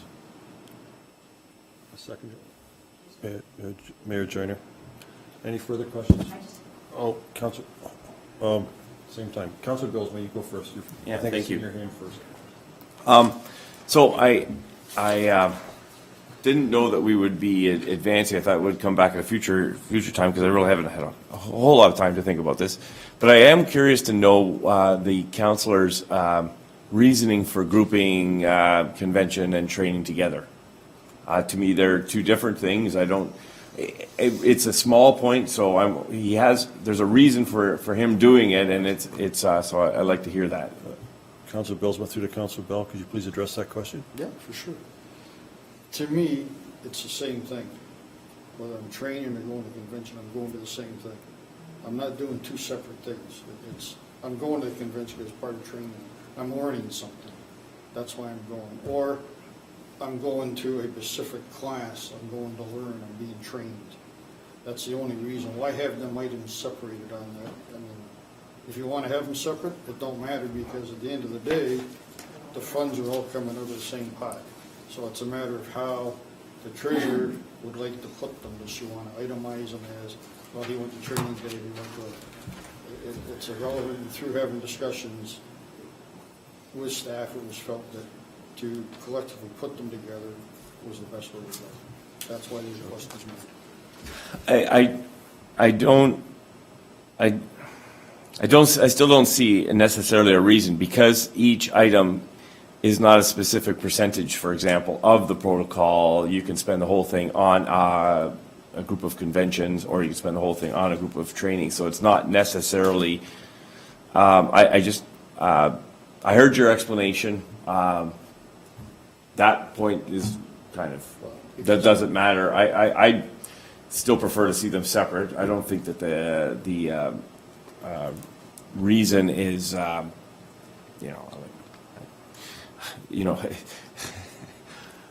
good.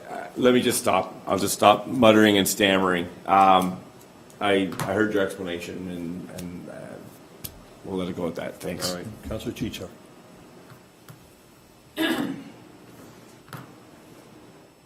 I just wanted, if this is going to be included in the budget, then a funding source will be found. For us to approve this tonight, we can approve it, but it will require a funding source, right? We can't just say we want to spend money. I can see that we want to consolidate them into one and give discretion to the councillor to be accountable for whatever, however it's spent. But we also need to seek direction or give direction to our staff to find the appropriate funding source to support this expenditure. Do you know what I'm saying? Okay, so I'm not trying to, I just want to make sure we got it all done, so somebody doesn't come back and say, well, you can't have it because we didn't put it in the budget or something. So, that's my comments. Thank you, Mayor Joyner. Well, I don't really understand that comment because I'm trying to look for it here, but really it just goes under corporate services, doesn't it, Mrs. DeFilippis? Just like it is right now. So we have the funding source. We know where it's coming from. We have the line item. What is it that we're looking for here? I don't understand. Mr. Chair, if you're asking for new money, you have to get a funding source. So you either ask for it to be put in the budget and for the treasurer to find the appropriate funding source. You give direction to use money out of a reserve, which is what you're hearing tonight, but you just can't say, we'd like to spend $1,000 more. So we are either asking the staff to come back with the appropriate funding source in the budget, or we're telling them to find us the appropriate funding source and report back, or something. So Councillor Bell's asking for money. I'm not saying I'm objecting to that. I just want the other part of that. You don't approve anything without the appropriate funding source. Okay, I see. So what, reserve or whatever? I got it. You want to I got include it in the budget, to be included in the levy, you want to get it from a source other than the levy, whatever it is that we want to do. I'm just saying, Understand. that's all. Okay, through you, Mr. Chair, I have just a comment to make. Very happy to see number 4 has been scratched out. As you may or may not know, the regional councillors have gone through a review. The regional chair asked for an FOI of all regional councillors' expenses over the last 10 years. To much of our surprise, some councillors, regional councillors, were using their protocol for donation to local groups and/or community projects. Which I think is total misuse of taxpayers' funds. So I am so glad to see that ours has been removed as per report RFD F1604. So that is in line with the way the regional protocol is now being established and used. That's all I wanted to say. Thank you. All right, any further questions? If I may.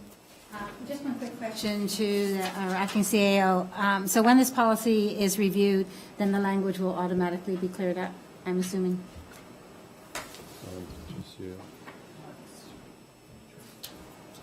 Through you to members of the committee, yeah, the policy should be reviewed and the language will be, a recommendation will come forward, changing the language as requested if this is the motion that you do pass.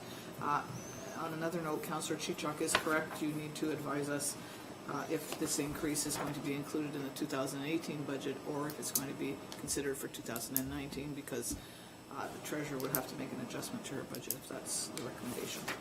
So we should have an amendment clarifying the funding. Councillor Bell, what year did you want this effective? 2018. So it should be 2018 as part of the amendment, please. What should be this year?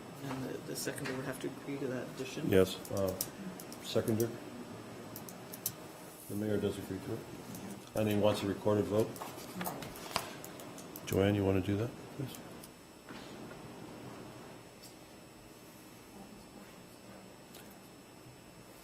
Right. Recorded vote. Mayor Joyner? In favor. Mr. Postma? Opposed? Councillor Gann? In favor. Councillor Bell? In favor. Councillor Trombetta? In favor. Councillor Chichok? In favor.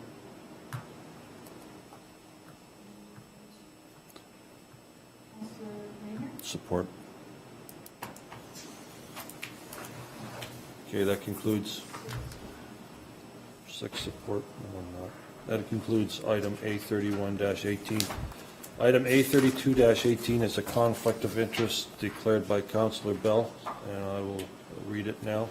Acting CAO Clerk Carolyn Langley rescheduling a public meeting relating to the Ontario Municipal Board hearing of Phelps Homes appeal to Township's comprehensive zoning bylaw Wade Road lot. Recommendation that the public meeting relating to the Ontario Municipal Board hearings of Phelps Homes appeal to the Township's comprehensive zoning bylaw Wade Road lot be rescheduled to the March 12th, 2018 Planning, Building, Environmental Committee meeting. Do I have a mover for this, please? Councilor Trombetta, second by Mayor Joyner. Any questions with regards to item A32-18? Seeing none? Oh, Councilor Trombetta. March 12th. Why March 12th? Like this, the reason is that if this is a public meeting, the council, isn't that March break? And I think we should delay it until a little further. You the chair? Ms. Langley, is it March break? Through, it is, yeah. The window is. If you'd like to speak, Councilor Bills-Vance. My understanding it was supposed to be the next one because we have like a short, narrow window because of the appeal process. Okay, then It had to be- Langley, Ms. Langley, are you aware of that? Through you, I did speak with the Director of Planning, and he said if you did want to change it to April, we could do that. The only reason is because, sorry, Mr. Chair, through you, the only reason is because it's March break and there's a lot of people that live in that area, maybe they want to speak to that No, issue. it's a good point. A lot of people go away during March break. I just thought maybe if you want to push it to the April meeting. I Want don't to know, make it, maybe the counselors in Ward 3 can help me out. Maybe there are a lot of younger families in that area that could be beneficial for them doing it in April. so you want a motion to amend this to April the what? I think it's the 9th. I think it's the 9th. April 9th? Okay, do you want to put a motion forward to move to April 9th? Is there a seconder for that amendment? I have a comment or a question. Sure. Are we allowed to push it back that far? I thought we were under constraints by the interim. The CAO said we had 2 days from the planner. Through you, there has been discussion with our solicitor, and that April date is fine. So are you seconding that? Yeah. You seconding? Okay. Amendment is to change the March 12th to April the 9th. And it was moved by Councilor Trombetta, seconded by the mayor. Okay, so is that a friendly amendment? Sorry. No, it's an amendment. It's an amendment to remove the date and change it, and it It's is just April amendment of 9th. date. Okay, We try to have all of them. okay. All those, finished questionings on this? All those in favor of the amendment?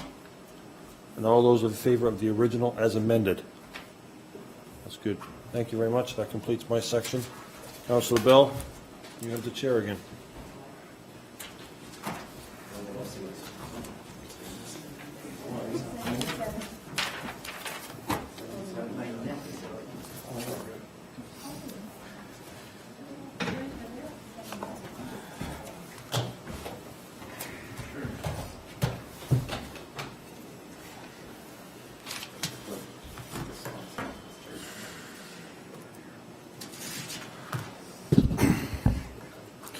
Okay, thank you, Councilor Rayner. Moving on to C, item A33-18, members of committee, verbal updates from members of the boards and committees if required. Anybody need to say? Seeing none? Okay, back it up. Councilor Cadan? If I could, I'm not sure when else it will fit, so I'll put it in now. I had a phone call tonight making sure that all members of council and Mayor Joyner were aware that the proposed opening for the new facility for West Lincoln Community Care is slated to be March 24th. Now, that's subject to an inspection by the building department on March the 1st. But right now, they've been working together, and it looks like we're in line for that. So I was asked to issue that invitation, and at the same time, let Mayor Joyner know that he would not be asked to cut the ribbon. And the reason being, they were originally about 4 or 5 volunteers who started West Lincoln Community Care.